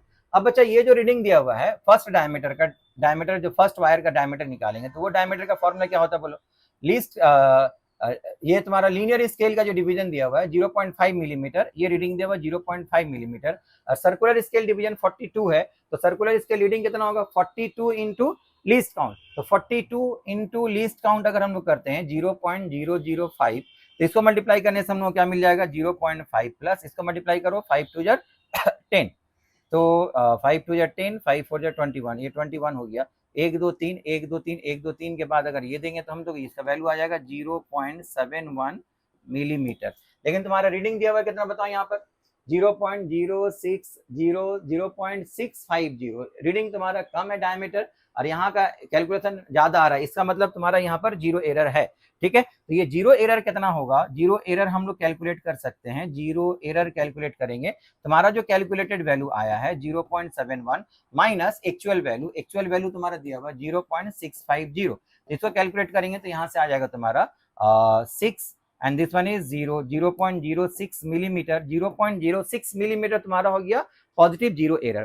ठीक है, calculated value minus given value, तो यहाँ पर प्लस आया तो ये पॉजिटिव जीरो एरर हो गया। तो ये जीरो एरर का वैल्यू जानने के लिए तुम्हारा पहला वाला का रीडिंग दिया हुआ था, अदरवाइज पहला का तो डायमीटर पहले ही दिया हुआ था, उससे क्या जरूरत था। तो इससे हम लोग निकालेंगे कि कोई जीरो एरर इसमें है या नहीं है। तो जीरो एरर है, ये पता चल गया। तो अब वायर 2 का जो डायमीटर होगा, उसका डायमीटर निकालने के लिए फॉर्मूला क्या यूज करेंगे बोलो। उसका जो लीनियर स्केल का डिवीजन हो गया, उसका रीडिंग मिला 1.5 मिलीमीटर, प्लस अब इसका सर्कुलर स्केल रीडिंग हो गया तुम्हारा 95, तो 95 के साथ लीस्ट काउंट मल्टीप्लाई करो। लीस्ट काउंट तुम्हारा कितना था 0.005, तो बच्चा 0.005 को अगर हमसे मल्टीप्लाई करते तो कितना होगा बताओ। 5 5 या 25, 5 5 या 25, 5 हो गया, 45 और 2 47, ये 47 हो गया, 1 2 3, तो 0 पॉइंट यहाँ पर ऐड कर दो, तो ये हो गया 1.5 1.549 1.975 मिलीमीटर, ये हो गया तुम्हारा डायमीटर। लेकिन चूंकि यहाँ पर पॉजिटिव जीरो एरर है, तो फिर एक्चुअल डायमीटर जो होगा वो एक्चुअल डायमीटर इसमें से हम लोग लीस्ट काउंट को सब्ट्रैक्ट कर देंगे, सॉरी जीरो एरर को सब्ट्रैक्ट कर देंगे। तो जीरो एरर जो आया 1.975 उसको सब्ट्रैक्ट करो, विच इज 0.06 माइनस करो तो कितना आएगा बताओ। ये बना 5, ये 13 माइनस 7 माइनस 6 मतलब हो गया 1, तो यहाँ बना 8, 1.815। ठीक है, तो ये बन गया तुम्हारा रीडिंग 7 माइनस 6 1 8 1 1.815 मिलीमीटर। तो ये करेक्ट डायमीटर होगा तुम्हारा वायर 2 का। वायर 2 का करेक्ट डायमीटर 1.815 मिलीमीटर होगा। क्लियर बच्चा, चलो नेक्स्ट क्वेश्चन देखो। In a single slit diffraction experiment a slit of with this one reading error दोनों दे दिया हुआ, is used to measure the wavelength of a monochromatic light source. Monochromatic light source use करें if the diffraction pattern the angular distance between the central maxima and the first minima, ठीक है, is measured to be this one। ठीक है, चलो तो angular distance first central maxima और first minima के बीच में जो निकालेंगे तो उसके लिए जो पाथ डिफरेंस होगा, the value of the fractional error in the measurement of the wavelength. Wavelength का पाथ डिफरेंस देखो बच्चा, डेल एक्स का वैल्यू होता है तुम्हारा a sin theta, equal to लिखते हैं हम लोग कितना n लैम्डा। ठीक है, बिकॉज सेंट्रल मैक्सिमा और फर्स्ट मिनिमा के बीच का जो पाथ डिफरेंस होगा वो मिनिमम इंटेंसिटी के लिए होगा, और मिनिमम इंटेंसिटी के लिए तुम्हारा पाथ डिफरेंस का कंडीशन क्या था डिफ्रैक्शन पैटर्न के अंदर, n लैम्डा होता है। तो a sin theta equal to n lambda हो जाएगा। तो n तुम्हारा फर्स्ट हो गया, फर्स्ट के लिए n का वैल्यू 1 हो जाएगा। Here n equal to first minima का मतलब हो गया n का वैल्यू 1, तो यहाँ से लैम्डा का जो वैल्यू आएगा वो बन गया a इंटू साइन थीटा। तो बच्चा इसका फ्रैक्शनल एरर निकालने का तरीका क्या बताओ। जनरली हम लोग इसको क्या करते हैं, कोई भी इक्वेशन दिया हुआ रहेगा मैक्सिमम एरर निकालने के लिए लॉग लेकर के डिफरेंशिएट कर देते हैं। लॉग लेकर के डिफरेंशिएट करेंगे तो ये हो गया डेल लैम्डा बाई लैम्डा। ठीक है, the value of the fractional error, ये this becomes it fractional error, यही निकालना है तुम लोगों को। तो यहाँ पर क्या हो जाएगा बताओ, this becomes del lambda by lambda, this is del a by a. ठीक है, और यहाँ पर हो गया साइन थीटा का डेरिवेटिव। अच्छा लॉग ले लेंगे, लॉग लेकर डिफरेंशिएट करेंगे तो लॉग ऑफ साइन थीटा का डेरिवेटिव वो साइन थीटा, नीचे रहेगा साइन थीटा। अब साइन थीटा का डेरिवेटिव यहाँ पर मल्टीप्लाई करो, cos theta into del theta, cos theta into del theta. ठीक है, अब यहाँ से वैल्यू पुट करते हैं हम लोग। डेल ए विथ दिया हुआ था, देखो width of the slit is given as this one, तो ये बना उसका एरर, ये उसका एक्चुअल वैल्यू हो गया। तो यहाँ पर लिख सकते हैं हम लोग 0.002 डिवाइडेड बाई 0.1 सॉरी 0.016। ठीक है, ये हो गया साइन, कॉस को इसके नीचे लेकर के आओ, तो ये हो गया sine theta by cos theta equal to tan theta. क्योंकि यहाँ पर थीटा इज वेरी स्मॉल तुमको दिया हुआ है, theta is very small, sine 2 degree दिया हुआ है, तो थीटा वेरी स्मॉल होगा तो टेन थीटा को हम लोग साइन थीटा लिख सकते हैं, है ना। तो ये हो जाएगा तुम्हारा 1 divided by sign 2 degree, ten 2 degree होगा, टेन 2 डिग्री को हम लोग साइन 2 डिग्री लिख सकते हैं। तो साइन 2 डिग्री का वैल्यू यहाँ पर तुमको दे दिया हुआ है, is nearly equal to, this is nearly equal to, ये 10 होगा, 10 को nearly equal to sine 2 degree लिखा जा सकता है। ठीक है, और यहाँ डेल थीटा हो गया तुम्हारा एरर, तो एरर यहाँ से लिखो तुम्हारा कितना होगा बताओ, एरर हो गया तुम्हारा 40 मिनट, तो 40 मिनट को डिग्री में चेंज करो बाई 60, और डिग्री को अगर हम लोग रेडियन में फिर से चेंज करेंगे तो उसको पाई बाई 180 से मल्टीप्लाई करना पड़ेगा, पाई बाई 180 से मल्टीप्लाई कर दो। ठीक है, तो यहाँ से अगर हम लोग पॉइंट हटा देंगे तो इसका वैल्यू हो जाएगा 2 से कट जाएगा 1/8 हो गया, और यहाँ साइन 2 डिग्री का वैल्यू हम लोग पुट करेंगे तो 0.035 पुट करेंगे। ठीक है, ये हो गया तुम्हारा 2/3। पाई बाई 180, इसको हम लोग कैसे लिख सकते हैं बताओ? 3.14 डिवाइडेड बाई 180। इसको सिंप्लीफाई करते हैं हम लोग। सो इसका वैल्यू कितना आएगा देखो, 2 से अगर हम लोग यहाँ पर कट करते हैं तो ये हो गया तुम्हारा कितना, 90। ठीक है, 90 हो जाएगा। ठीक है, चलो तो एक जीरो हम लोग यहाँ पर मल्टीप्लाई कर देते हैं तो ये हो गया 0.35। 0.35 को अगर 3 से मल्टीप्लाई करोगे तो ये हो गया 1.05। ठीक है, तो ये हो गया देखो 0.125 प्लस, अगर देखो ये जीरो यहाँ मल्टीप्लाई कर दो तो ये होगा 0.35। 0.35 को अगर 3 से मल्टीप्लाई करेंगे तो 1.05 होगा।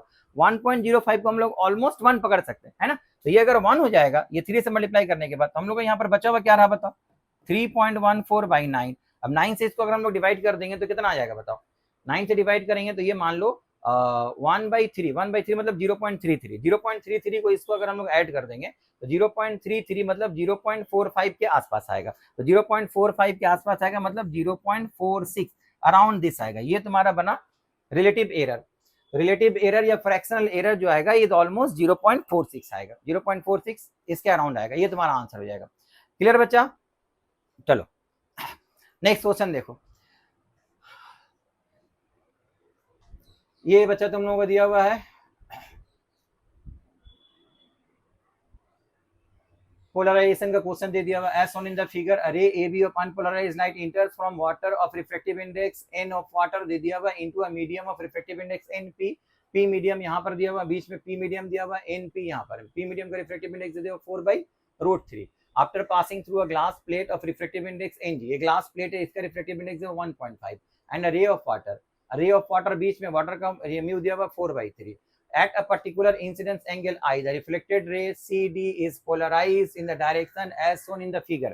as shown in the figure इस डायरेक्शन में पोलराइज्ड हो जा रहा है। तो पोलराइजेशन के लिए बच्चा ब्रूस्टर्स लॉ हम लोग पढ़े थे, जब लाइट को यहाँ करके यहाँ पर इंसिडेंट होता है तो यहाँ से कुछ लाइट रिफ्रेक्ट होता है और कुछ रिफ्लेक्ट हो जाता है। तो ये अगर कंप्लीटली पोलराइज्ड होगा, ये अगर पार्शियली पोलराइज्ड होगा तो इन दोनों के बीच का एंगल आई 90 डिग्री होता है, ये एंगल आई होता है। इस आई को हम लोग एंगल ऑफ पोलराइजेशन बोलते हैं, जिसका वैल्यू निकालने का फॉर्मूला क्या है बताओ? tan I p equal to mu. Mu हो गया तुम्हारा इस डेंसर मीडियम का, ये डेंसर मीडियम है, लाइट रेयर मीडियम तो डेंसर मीडियम में आ रहा है, ये डेंसर मीडियम का है। लेकिन अगर रेयर मीडियम एयर के अलावा और कोई मीडियम होता है तो यहाँ पर म्यू को म्यू रिलेटिव लिख देंगे हम लोग। म्यू रिलेटिव का मतलब क्या हो गया बताओ? ये तो air with respect to the medium, यहाँ जो मीडियम है, ठीक है ना, एयर के अलावा और कोई मीडियम रहेगा तो उससे हम लोग को डिवाइड कर देना पड़ता है। तो यहाँ पर भी देखो ये लाइट गया, जाने के बाद वहां पर रिफ्लेक्ट हुआ और ये रिफ्लेक्ट हो गया, ठीक है, रिफ्लेक्टेड मीडियम ये हो गया। अगर ये एयर होता तो तुम्हारा ये जो एंगल ऑफ इंसिडेंस होगा, देखो ये मीडियम वाटर, ये मीडियम वाटर, एक ही मीडियम अगर होगा और रिफ्लेक्टिंग सरफेस सब पैरेलल होगा तो ये एंगल सेम होगा, दिस एंगल इज आई। ये एंगल यहाँ से जो निकल रहा और ये एंगल सेम होगा। एक्चुअली हमको ये एंगल ऑफ पोलराइजेशन का मतलब ये निकालने के लिए बोला है ना, आईपी। तो tan IP इक्वल टू हम लोग यहाँ से क्या लिख सकते हैं बताओ? tan IP इसके लिए तुम्हारा डेंसर मीडियम ये हुआ, है ना, डेंसर मीडियम का रिफ्लेक्टिव इंडेक्स हो गया तुम्हारा 4/√3। और रेयर मीडियम यहाँ पर एयर नहीं है, एयर की जगह वाटर है। अगर एयर होता तो डिवाइडेड बाई 1 करते हैं हम लोग, लेकिन अगर एयर के अलावा और कोई मीडियम रहेगा तो 4 ऑफ दैट मीडियम कर देंगे। तो ये हो गया 3/√3 विच इज इक्वल टू √3। तो IP इक्वल टू आएगा तुम्हारा 60 डिग्री। तो एंगल ऑफ पोलराइजेशन यहाँ पर हो जाएगा ओनली 60 डिग्री। क्लियर बच्चा? अब देखो ये दिया हुआ, as shown in the figure the resistance of a galvanometer G can be found by a half deflection method का क्वेश्चन दे दिया बच्चा। Here the resistance R2 is adjusted such that when the key K is closed the deflection in the galvanometer becomes half of the value as compared to when K is open। K जब open था उस वक्त जो deflection हो रहा है, K को close करने के बाद हाफ डिफ्लेक्शन हो रहा है। तो तुमको बोल दिया है हाफ डिफ्लेक्शन के टाइम में R2 का वैल्यू 4 हो गया और गैल्वेनोमीटर का रेजिस्टेंस हो गया 6।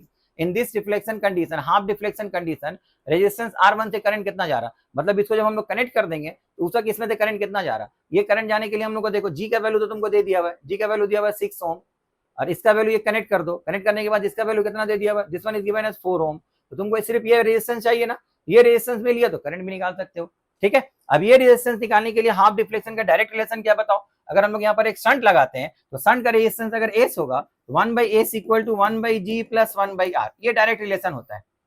हाफ डिफ्लेक्शन मेथड के लिए हम लोग जो शंट रेजिस्टेंस लगाते हैं यहाँ पर, जिसके बाद इसका डिफ्लेक्शन हाफ होता है, वो शंट रेजिस्टेंस का वैल्यू निकालने के लिए 1/S equal to 1/G plus 1/R। R हो गया तुम्हारा ये रेजिस्टेंस, सर्किट का रेजिस्टेंस, G हो गया गैल्वेनोमीटर रेजिस्टेंस। तो इस क्वेश्चन के अकॉर्डिंगली एस के जगह में तुम्हारे यहाँ पर क्या है बताओ, R2, तो ये हो गया 1/R2। जी के जगह में तुम्हारा जी है, 1/G हो गया। आर के जगह यहाँ पर 1/R1 है, ठीक है। तो अब वैल्यू दिया हुआ तुम्हारा कितना, वैल्यू तुम्हारा R2 का दिया हुआ है और G का वैल्यू दिया हुआ है, R1 का वैल्यू निकालना है। तो यहाँ से हम लोग डायरेक्ट लिख सकते हैं 1/R1 equal to 1/R2। R2 का मतलब हो गया 4 माइनस 1/6। तो यहाँ पर अगर एलसीएम ले लोगे तो ये हो गया तुम्हारा कितना बताओ, 6 minus 4, 6 minus 4 2/24 which is equal to 1/12। तो बच्चा R1 का वैल्यू आ गया तुम्हारा यहाँ से 12 ओम। R1 का वैल्यू निकल गया। अब करंट इजीली निकाल सकते हैं हम लोग। तो करंट का फॉर्मूला क्या हो जाएगा बताओ, और ये करंट हम लोग I मान लेते हैं, तो I का फॉर्मूला हो जाएगा तुम्हारा 10 डिवाइडेड बाई R1। R1 का वैल्यू आया हमारे पास 12 प्लस ये दोनों पैरेलल कॉम्बिनेशन में, इसका रेजिस्टेंस ऐड कर दो। इसका रेजिस्टेंस कितना होगा पैरेलल कॉम्बिनेशन में, product by sum 24/10 that is 24/10 2.4। तो 10 को 14.4 से डिवाइड कर दो, 10 को 14.4 से डिवाइड करके देखो, जो आता है वो तुम्हारा आंसर हो जाएगा। क्लियर बच्चा? चलो नेक्स्ट क्वेश्चन देखो। In a new system of units, the units of mass, length, time, and current are 5 kg, 5 meter, 5 second, and 5 ampere respectively. If mu naught and epsilon naught are the permeability and permittivity of the free space respectively, then in this new system of unit, the magnitude of 1 SI unit कितना होगा? 1 SI unit का निकालने के लिए new system में अगर इसका unit निकालेंगे बच्चा, unit of mu naught by epsilon not, new system में अगर निकालेंगे तो इसको हम लोग कैसे लिख सकते हैं, देखो इसको ऊपर नीचे म्यू नॉट से मल्टीप्लाई कर दो, तो एक म्यू नॉट बाहर चला आएगा, ये mu naught into epsilon not का स्क्वायर रूट होगा, और 1/म्यू नॉट इंटू एप्सिलॉन नॉट को हम लोग क्या लिख सकते हैं, सी लिख सकते हैं। तो ये हो गया म्यू नॉट इंटू सी, ठीक है, म्यू नॉट इंटू सी। अब म्यू नॉट की जगह हम लोग क्या लिख सकते हैं, देखो अगर हम लोग लिखते हैं force equal to mu not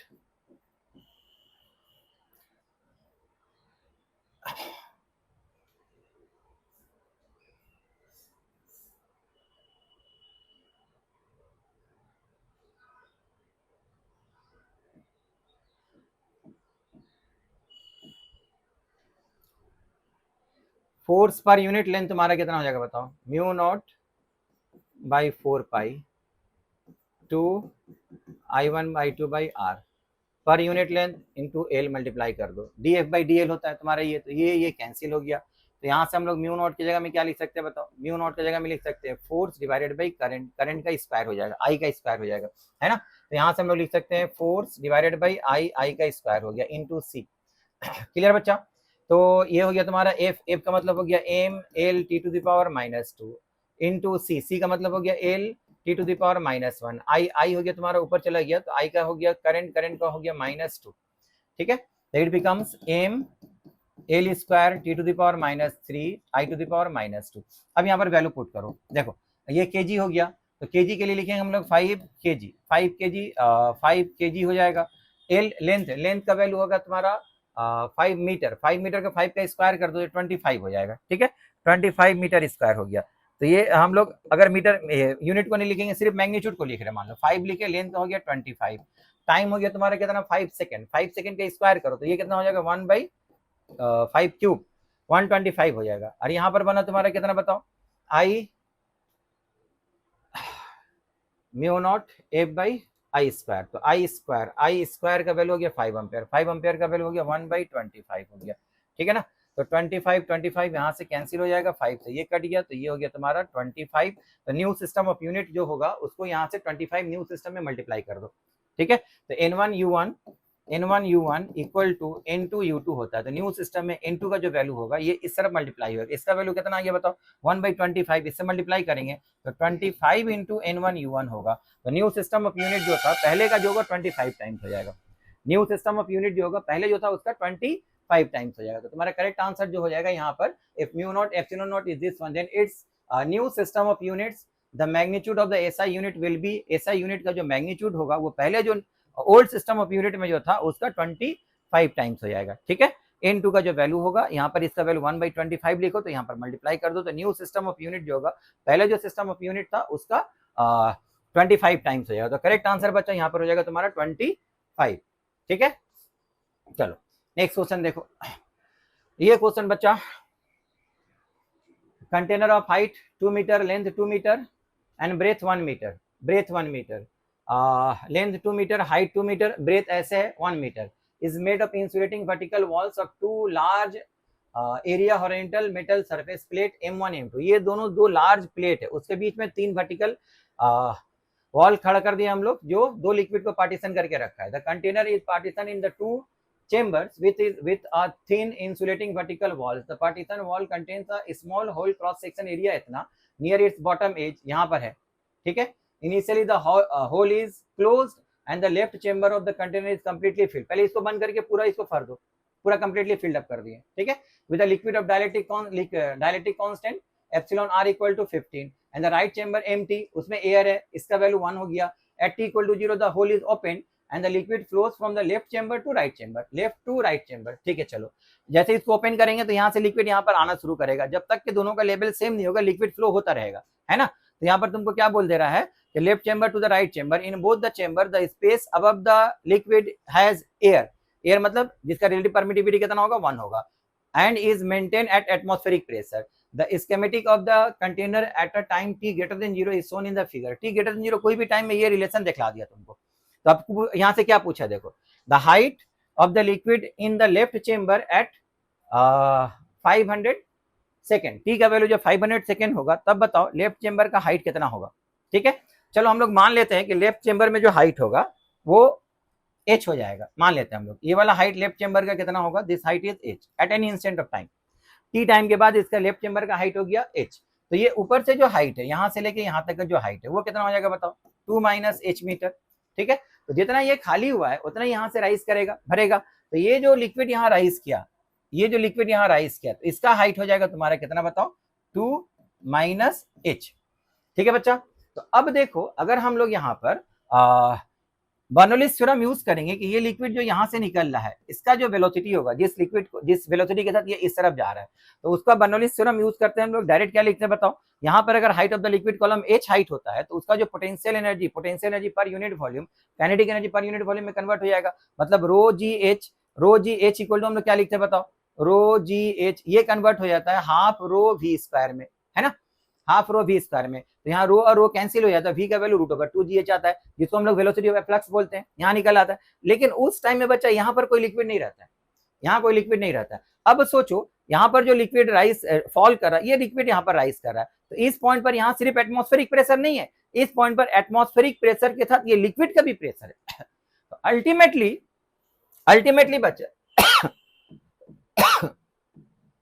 ultimately बच्चा यहाँ पर जो हम लोग रिलेशन यूज करते हैं सेम यूज करेंगे कॉन्सेप्ट कि पोटेंशियल एनर्जी जो डिक्रीज करे वो काइनेटिक एनर्जी में कन्वर्ट होगा। लेकिन यहाँ पर पोटेंशियल एनर्जी के लिए हाइट ऑफ लिक्विड h नहीं लेंगे हम लोग, हाइट ऑफ द लिक्विड जो लेंगे वो ये कंसीडर करेंगे, इसको माइनस करना पड़ेगा, ठीक है। जो लिक्विड यहाँ से जो लिक्विड ऊपर है उसका एक्स्ट्रा, उसकी वजह से जो पोटेंशियल एनर्जी होगा वो काइनेटिक एनर्जी में कन्वर्ट होगा।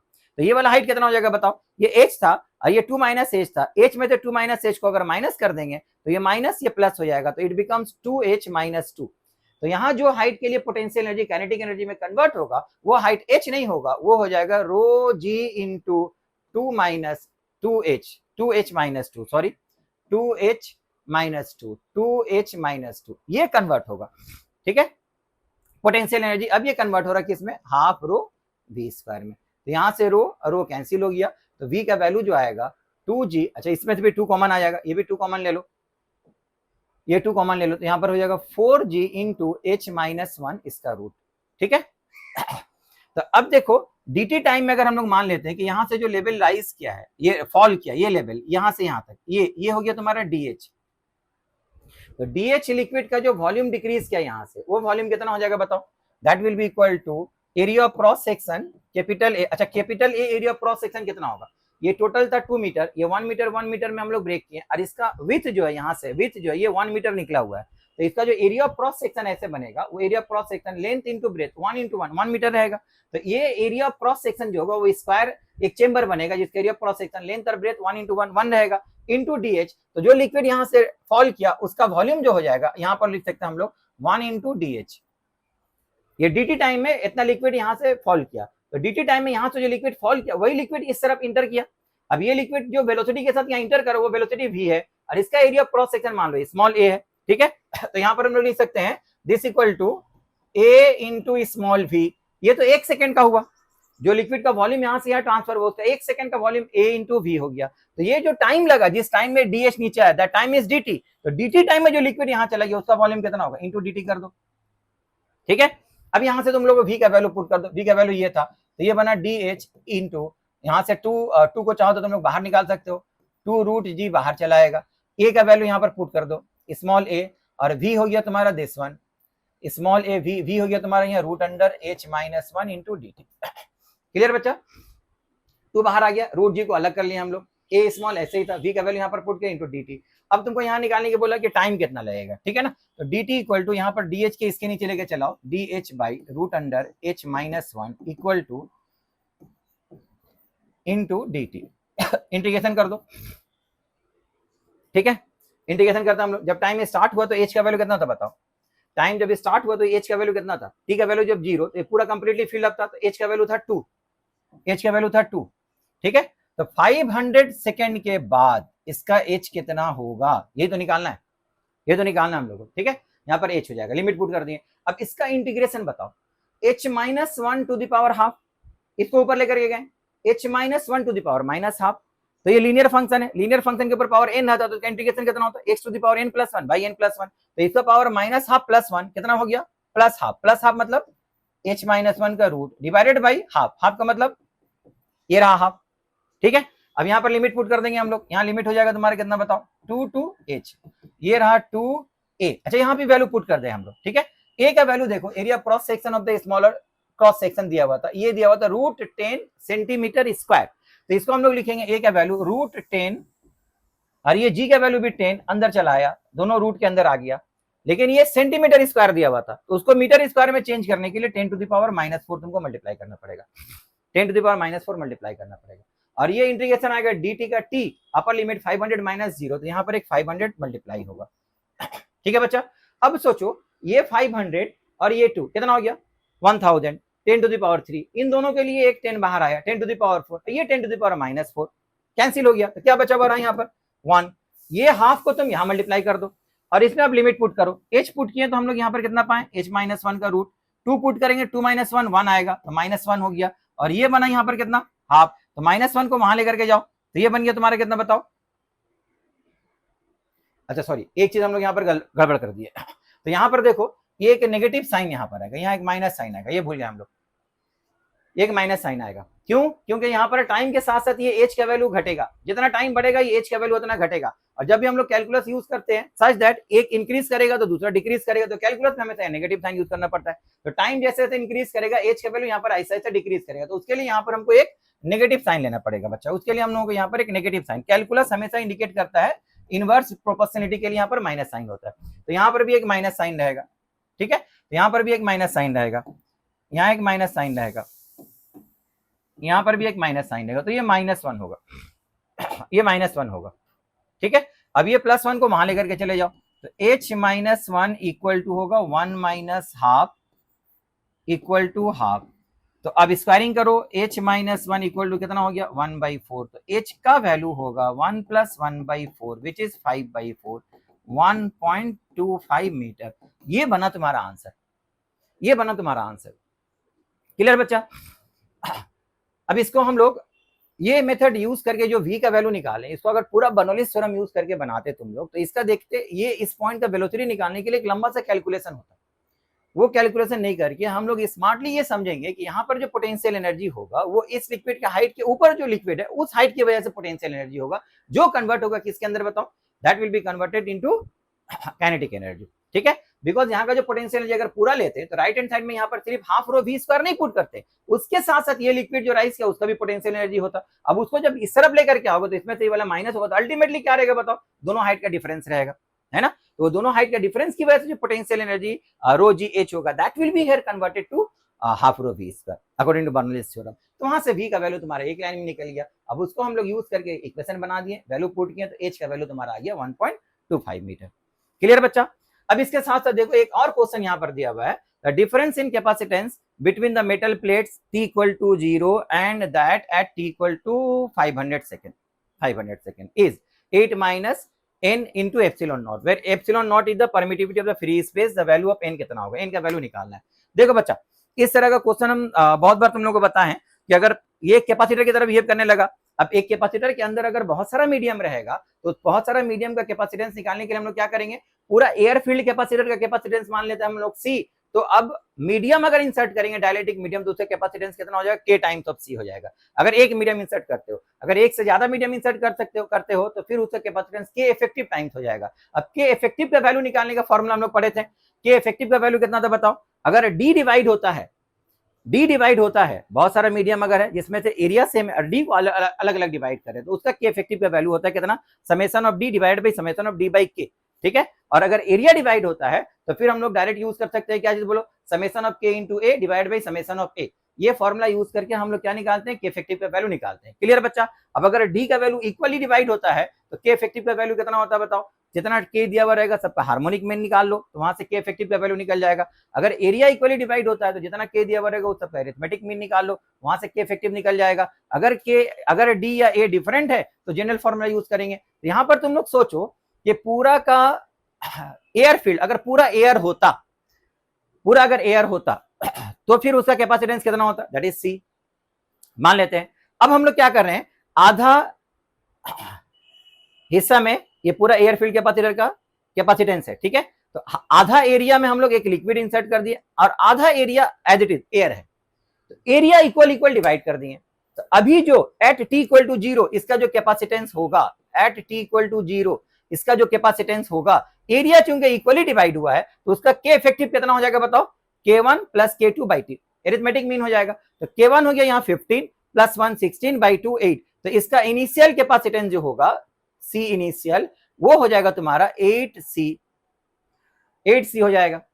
अब फाइनली जब निकालोगे तो फाइनली निकालते वक्त हम लोग क्या कर रहे हैं, देखो फाइनली निकालते वक्त हम लोग एक काम करते हैं। देखो ये जो कैपेसिटर बना, ये तुम्हारा प्लेट था, ये दो वॉल था, अब बीच में एक पार्टीशन है, ठीक है। ये पार्टीशन, यहाँ एक होल था जहां से लिक्विड इस साइड से इस साइड ट्रांसफर हो रहा। तो after T equal to 500 second, at T equal to 500 second बच्चा यहाँ का जो लिक्विड था ये हाइट हमने निकाली, कितना आ गया, दिस इज 5/4 मीटर। तो बच्चा यहाँ जो खाली है ये तो लिक्विड हो गया जिसका रिलेटिव परमिटिविटी कितना दिया हुआ 15, और यहाँ पर खाली जगह में कितना आ गया, एयर का रिलेटिव परमिटिविटी हो गया 1। तो ये वाला हिस्सा कितना हो जाएगा बताओ, टोटल 2 मीटर था ना, 2 मीटर से ये 5/4 सब्ट्रैक्ट करो, 2 minus 5/4 equal to 8/5 which is equal to 3/4 metre. तो ये हो गया 3/4 मीटर। ओके, तो बच्चा यहाँ जो खाली जगह हुआ है वो लिक्विड यहाँ पर आ गया ना, तो यहाँ जो लिक्विड चला है अभी हम लोग बोल सकते हैं कि ये लिक्विड यहाँ तक आ गया, तो इसका हाइट जो हो जाएगा वो 3/4 मीटर हो जाएगा। तो इसका रिलेटिव परमिटिविटी, ये चूंकि लिक्विड यहाँ पर आ गया, ये 15 हो गया, और इसके ऊपर में भी खाली क्या बताओ, एयर है ना, तो ये 1 हो जाएगा। तो इसमें हम लोग बोल सकते हैं कि दो प्लेट के बीच का जो ये एरिया है, यहाँ से लेके यहाँ तक एरिया, ये एरिया मान लो A/2 हो गया, और ये जो एरिया है ये एरिया A/2 हो गया, और ये थिकनेस है, ये थिकनेस है, ये थिकनेस है। तो ये वाला हाइट जो होगा वो कितना होगा, फिर से 2 से 3/4 सब्ट्रैक्ट करो, which will be equal to 5/4 metre, ठीक है। तो ये पूरा कैपेसिटर का टोटल K का इफेक्टिव वैल्यू अगर हम लोग निकाल लेंगे तो अभी न्यू कैपेसिटेंस जो फाइनल होगा वो हम लोग डायरेक्ट बोल सकते हैं कि K इफेक्टिव इंटू C होगा, है ना। तो इनिशियल कैपेसिटेंस बच्चा हम लोग निकाल करके रखे थे वो कितना था, 8 इंटू C। तो अभी फाइनल कैपेसिटेंस निकालने के लिए हमको ये सबका मिला करके K इफेक्टिव निकालना पड़ेगा। K इफेक्टिव निकालने के लिए देखो सिर्फ ये वाला पार्ट जो है इसमें ये D और ये D अलग है, ये D1 ये D2, इसका डायलेक्ट्रिक कांस्टेंट अलग है, इसका डायलेक्ट्रिक कांस्टेंट अलग है। तो इस पार्ट का लेफ्ट साइड का अगर हम लोग K इफेक्टिव का वैल्यू निकाले, लेफ्ट साइड का हम लोग निकालते हैं, सपोज K1 निकालने के लिए क्या फॉर्मूला यूज करेंगे, summation of D divide by summation of D by K। तो समेशन ऑफ D यहाँ से इन दोनों को ऐड करने से कितना आ जाएगा 2, और D बाई K कितना होगा, ये D1 by K1, D1 by K1, K1 1 है तो ये 3/4 रहेगा, है ना। इसका देखो बच्चा D2 बाई K2, तो इसको हम लोग 15 से डिवाइड करें तो 15 का 5 से कटेगा, ये 3 होगा, 3 4 12, तो ये हो गया 1/12, ठीक है। इसका एलसीएम लेंगे अगर हम लोग तो 12 ऊपर चले गए, 12 2 जा 24, तो ये हो गया तुम्हारा यहाँ से 4 से 12, 3 3 से 9, और ये हो गया 10, ये हो गया तुम्हारा 10, दिस इज सपोज 10। तो इसका वैल्यू मिलेगा हम लोगों को कितना, 12 डिवाइडेड बाई 5। क्लियर बच्चा। अब ये राइट वाला पार्ट का जो है सिमिलरली हम लोग K2 का वैल्यू अगर निकालते हैं तो यहाँ पर भी वैसे लिखो D1 by K1 D2 by K2, ऊपर में समेशन ऑफ D रहेगा, तो समेशन ऑफ D फिर से 2 आएगा, यहाँ पर D1 बाई K1 मतलब हो गया 5/4, यहाँ एयर है और ये d बाई 15 से डिवाइड करो तो 3 और 15 कटेगा, यहाँ 15 नीचे रहेगा, 3 बाई 15 मतलब मीन्स 1 बाई 5, 5 4 जा 20, तो ये हो गया 1 बाई 20। अब इसका अगर हम लोग 20 एलसीएम लेते हैं तो 20 ऊपर चला जाएगा तो ये हो गया 40, यहाँ पर ये 5 4 5 या 20, 5 5 या 25 प्लस 1 26, 26 2 से अगर कट करते हो तो यहाँ पर 20 बाई 13 आता है। ठीक है, तो बच्चा ये पूरा पार्ट का कंडक्टिविटी निकला तुम्हारा कितना 12 बाई 15, ये राइट पार्ट का जो है वो 20 बाई 13। अरे ये दोनों पार्ट जो है इक्वली एरिया डिस्ट्रीब्यूट हो रहा है, तो ये एरिया अगर इक्वली डिस्ट्रीब्यूट होगा तो उसका जो के का इफेक्टिव वैल्यू होगा वो सिंपली इन दोनों का अरिथमेटिक मीन हो जाएगा, है ना। तो पूरा का मिला करके जो के इफेक्टिव का वैल्यू आ जाएगा वो कितना आ जाएगा बताओ, ये प्लस ये डिवाइडेड बाई 2, तो हम लोग यहां से लिख सकते हैं 12 divided by 5 plus 20 divided by 13, इसको 2 से डिवाइड कर दो, यहाँ एलसीएम ले लो, 13 इंटू 12 मल्टीप्लाई करो तो 13 इंटू 12 हो जाएगा तुम्हारा 156 और 5 यहाँ मल्टीप्लाई कर दो इट बिकम्स 100, ये नीचे आ गया 5 2 10 10 13 मल्टीप्लाई हो जाएगा तो 130 हो जाएगा। ठीक है, तो इसका वैल्यू हो गया तुम्हारा यहाँ से कितना 256 डिवाइडेड बाई 130। तो बच्चा फाइनल कैपेसिटेंस जो अब मिलेगा वो के इफेक्टिव इंटू सी हो जाएगा, तो के इफेक्टिव का जो वैल्यू हो गया 256 बाई 130 इंटू सी। अब सी का वैल्यू, अब अगर यहाँ पर डेल सी निकालेंगे चेंज इन कैपेसिटेंस जो हो रहा तो हो गया तुम्हारा इनिशियल कितना था बताओ, इनिशियल था 8 सी और फाइनल हो गया तुम्हारा माइनस 256 बाई 130 इंटू सी। तो यहां से हम लोग लिख सकते हैं 8 minus 256 by 130 into C, C common ले लो। अब सी था पूरा, अगर एयर होता, एयर फील्ड कैपेसिटेंस का वैल्यू कितना होता है epsilon not A by D. ठीक है, तो एप्सिलॉन नॉट ए, एरिया अगर पूरा का एयर होता, पूरा का अगर एयर होता तो इसका एरिया कितना होता बताओ, ये 2 था ना, यहां से लेके यहां तक लेंथ 2 और ये बाहर निकला हुआ कितना है बताओ, ये बाहर निकला हुआ उसका विथ विच इज 1 मीटर, तो इसका जो एरिया होगा प्लेट का, ऊपर जो प्लेट होगा उस प्लेट का एरिया कितना होगा 2 into 1 which is equal to 2। तो यहाँ लिखेंगे epsilon not into 2 divided by D, D मतलब दोनों प्लेट के बीच का distance which is also 2 metre, यहाँ 2 लिखो, 2 2 कैंसिल, तो एप्सिलॉन नॉट हो गया, तो यहाँ सी की जगह में एप्सिलॉन नॉट पुट कर दो। अब देखो क्वेश्चन में तुम लोग को इसका वैल्यू दिया हुआ है 8 minus N into C not, sorry epsilon not, तो ये एन का वैल्यू हो गया ना, तो यहां से हम लोग एन का जो वैल्यू मिला, एन का वैल्यू मिल जाएगा तुमको 256 डिवाइडेड बाई 130। ठीक है, ये बच्चा देखो अगर 256 अगर ये 260 होता तो 260 को 130 से डिवाइड करते कितना मिलता हमको 2 मिलता, तो यहाँ पर इसका वैल्यू 2 से थोड़ा सा कम होगा, 2 से कम अगर होता तो 1.95 समथिंग लाइक इस तरह का वैल्यू होगा। क्लियर बच्चा, चलो ये हो गया तुम्हारा। अब नेक्स्ट क्वेश्चन देखते हैं हम लोग। नेक्स्ट क्वेश्चन में तुम्हारा आ जाओ, ये दिया हुआ तुम्हारा रोटेशनल मोशन का क्वेश्चन दिया हुआ है। इस तरह क्वेश्चन बच्चा हम लोग क्लास में किए हुए थे कि एक पार्टिकल आकर के अगर एक स्टेशनरी पार्टिकल को, ये स्टेशनरी डिस्क को, ये स्फीयर को हीट करता है तो उसको मोमेंटम ट्रांसफर करेगा, एज अ रिजल्ट ये भी घूमना शुरू कर देगा। तो यहाँ पर दिया हुआ क्वेश्चन में ये डिस्क को हम लोग इस पॉइंट सी पॉइंट के अबाउट सस्पेंडेड रखे। अब एक पार्टिकल आया इस तरफ लेफ्ट नेगेटिव एक्स डायरेक्शन में आके हिट किया, उसके बाद नेगेटिव वाई डायरेक्शन में चला गया, आ रहा था with velocity 100 metre per second, hit करने के बाद नीचे चला जा रहा with velocity of 90 metre per second, जिसका मास दिया हुआ था 20 ग्राम। जैसे ही इसको हिट करेगा तो ये डिस्क जो है सस्पेंडेड फ्रॉम दिस वन, ये सर्कुलर यूनिफॉर्म डिस्क ऐसे रोटेट करने लगेगा, यहां से इस पॉइंट के अबाउट रोटेट करने लगेगा। तो इसका जो रोटेशन हो रहा है जिसकी वजह से इसका सेंटर ऑफ मास इसकी जगह से थोड़ा सा ऊपर उठ जाएगा, है ना। तो कितना ऊपर उठेगा, जैसे ही इसको हिट करेगा तो इसको एक एंगुलर वेलोसिटी देगा, एंगुलर वेलोसिटी की वजह से उसके अंदर क्या आएगा, एक काइनेटिक एनर्जी आएगा, वही काइनेटिक एनर्जी की वजह से ये ऊपर जाएगा। जब तक काइनेटिक एनर्जी जीरो नहीं होगा तब तक ऊपर उठता रहेगा। जब काइनेटिक एनर्जी जीरो हो गया उसकी वजह से सेंटर ऑफ मास कितना हाइट ऊपर उठ गया, वही तुमको निकालना है। तो उसको निकालने के लिए हम लोग एनर्जी कंजर्वेशन यूज कर सकते हैं, लेकिन before that energy conservation use करने के लिए पहले हमको इसका इनिशियल एंगुलर स्पीड निकालना पड़ेगा, जिस एंगुलर स्पीड से वो चलना शुरू करेगा उसको निकालेंगे हम लोग कैसे, using conservation of angular momentum. Angular momentum conservation अगर अबाउट द पॉइंट सी करोगे तो सी पॉइंट के अबाउट ये पार्टिकल जो ये आ रहा था, ये देखो इस पाथ में आ जा रहा था, ऐसे ऐसे पाथ, ये पाथ आ रहा था, ठीक है। तो यहां से इसका वेलोसिटी के ऊपर परपेंडिकुलर डिस्टेंस जो होगा, ये रेडियस अगर r होगा तो r का इस तरफ कंपोनेंट ले लो, r cos 45 डिग्री, r/√2 होगा, और यहां से लेके ये भी r है, तो सी पॉइंट से यहाँ टोटल डिस्टेंस जो होगा r प्लस r/√2।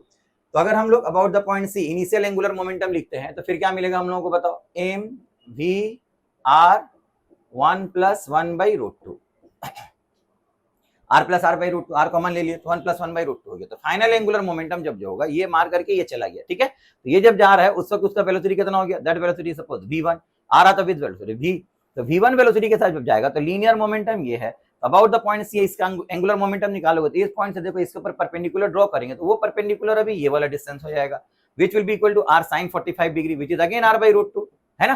तो final angular momentum about the point C अगर निकालेंगे तो that becomes equal to m v1 r by root 2 plus i omega. अब i यहां पर कितना हो जाएगा, अब यहां पर अगर i निकालते तो अबाउट दिस पॉइंट इस पूरा डिस्क का मोमेंट ऑफ इनर्शिया जो होगा यूनिफॉर्म सर्कुलर डिस्क का वो about this axis half M are square plus M are square, तो ये हो जाएगा half M are square plus M are square 3/2 capital M are square into omega angular velocity. तो बच्चा यहां से ये r और एक ये r कैंसिल कर देंगे। अब उसके बाद जो वैल्यू बचा हुआ उसका सब वैल्यू पुट करो तो m का वैल्यू दिया हुआ तुम्हारा 20 ग्राम, उसको किलोग्राम में कन्वर्ट कर दो। v दिया हुआ तुम्हारा 100, ये हो गया 1 + 1/√2। ओके, यहाँ पर m दिया हुआ तुम्हारा फिर से 20/1000, v1 का वैल्यू दिया हुआ 90, ये हो गया तुम्हारा बाई 1/√2, ये हो गया तुम्हारा 3/2, m का वैल्यू 1 दिया हुआ है, r का वैल्यू 0.2 दिया हुआ है, दिस बिकम्स ओमेगा। ठीक है, तो यहां से अगर हम लोग सिंप्लीफाई करते हैं तो क्या वैल्यू मिलेगा, देखो ये तुम्हारा 1 0 2 3, ये 1 2 3 कैंसिल, 2 को अंदर मल्टीप्लाई करते हैं तो ये 2 + 2/√2 विच इज इक्वल टू √2। ठीक है, यहां से ये 1 और ये कैंसिल हो जाएगा तो ये √2 अगर यहां से कैंसिल करते हो तो ये 9√2 हो जाएगा, 9√2 डिवाइडेड बाई 9 इंटू √2/10 बचेगा, है ना। ये 2 जीरो यहां से कैंसिल कर दो तो ये बच गया तुम्हारा कितना 9√2/10। 9√2/10 का मतलब हो गया 9√2 का वैल्यू 1.414, तो इसको हम लोग 0.1414 लिख सकते हैं, है ना। ठीक है बच्चा, देखो ये कैंसिल हो गया तो √2 बचा, √2 का वैल्यू 1.414, 1.4 ही लिखते हैं, 10 से डिवाइड करेंगे तो 0.14 हो जाएगा, तो 9 इंटू 0.14 हो गया। और यहाँ से अगर हम लोग 2 कट करते हैं तो ये हो गया तुम्हारा 0.1, 3 मल्टीप्लाई करो तो 0.3 इंटू ओमेगा होगा। अब इसको सॉल्व करो, ये 1.4 ही लेते हैं हम लोग, 1.4 इंटू +2 कितना हो गया 3.4, इसको यहाँ लेकर के आ जाओ -4, 9 4 जार 36, 6 हो गया, 3 9 1 जार 9 है 3 12 हो गया, तो 1.2 हो गया ये, दिस इक्वल टू 0.3 ओमेगा। तो ओमेगा का वैल्यू बच्चा हो गया, यहाँ से सब्ट्रैक्ट कर दो तो ये बचेगा 4, यहाँ 3/2 1 हो जाएगा और यहाँ पर बच गया 2 डिवाइडेड बाई 0.3, 0.3 से डिवाइड कर देंगे तो 21.4/7 होगा which is nearly equal to 7.1, ये 7.1 रेडियन पर सेकंड के आसपास वैल्यू आएगा। ठीक है, अब ये ओमेगा मिल गया, अब इस ओमेगा के साथ क्या करेंगे हम लोग, इसका रोटेशनल काइनेटिक एनर्जी जो होगा वो कन्वर्ट होगा किसके अंदर, अब बताओ, that will be converted to potential energy. तो यहाँ पर according to conservation of energy क्या लिख सकते हैं, इसके अंदर जो पोटेंशियल एनर्जी आएगा mgh that will be equal to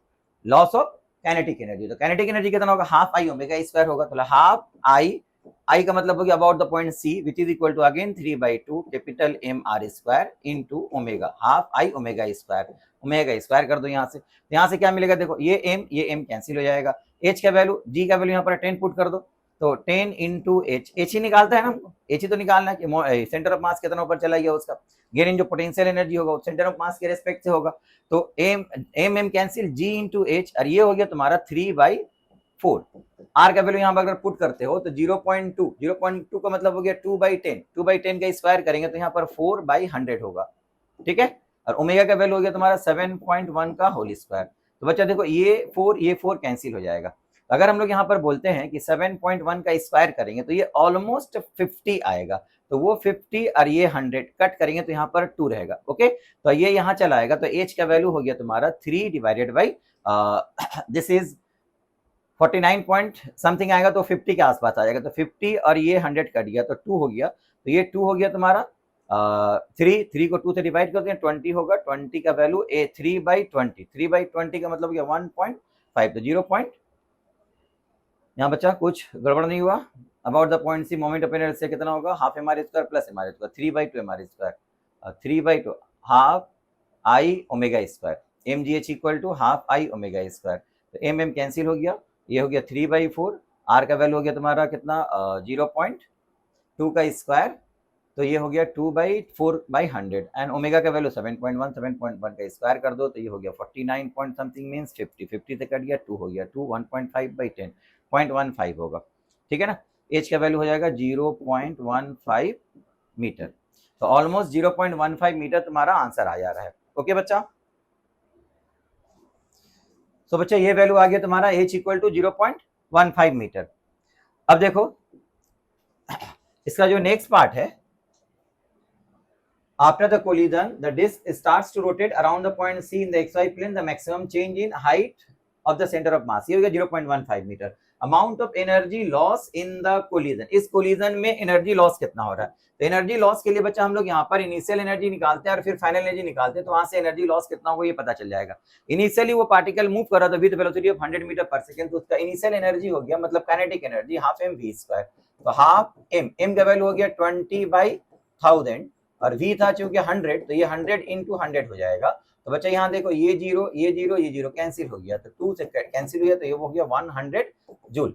ये हो गया इनिशियल काइनेटिक एनर्जी। अब फाइनल काइनेटिक एनर्जी अगर हम लोग निकालते हैं तो फाइनल काइनेटिक एनर्जी का मतलब हो गया जो पार्टिकल जब नीचे जा रहा है with velocity 90 metre per second, तो उसकी वजह से उस पार्टिकल के अंदर जो काइनेटिक एनर्जी होगा, प्लस डिस्क भी रोटेट कर रहा है तो उसकी वजह से उसके अंदर रोटेशनल काइनेटिक एनर्जी होगा। तो यहाँ पर पार्टिकल का काइनेटिक एनर्जी हो गया हाफ एम वी स्क्वायर और इसका काइनेटिक एनर्जी हो गया हाफ आई ओमेगा स्क्वायर, ये डिस्क के लिए हो गया। ओके, तो इसका निकालेंगे अगर हम लोग यहाँ पे v1 मान लेते हैं, ठीक है, तो ये m हो गया तुम्हारा 20/1000 और v1 हो गया 90, तो 90 into 90 कर दो यहाँ से, प्लस हाफ आई का वैल्यू हम लोग को अभी कितना मिला 3/2 capital m r square into omega square. Clear बच्चा, तो यहाँ से हम लोग अगर कैंसिल करेंगे तो 1 2 3 कैंसिल, 2 2 कैंसिल, तो ये बचा सिर्फ 81 और यहाँ से कैलकुलेशन करके निकालो, कितना आता है, देखो 3/4, m का वैल्यू 1 kg हो गया, r अगेन 0.2 मीटर था तो 0.2 को हम लोग लिख सकते हैं 4/100। ओके, यहाँ से ओमेगा का स्क्वायर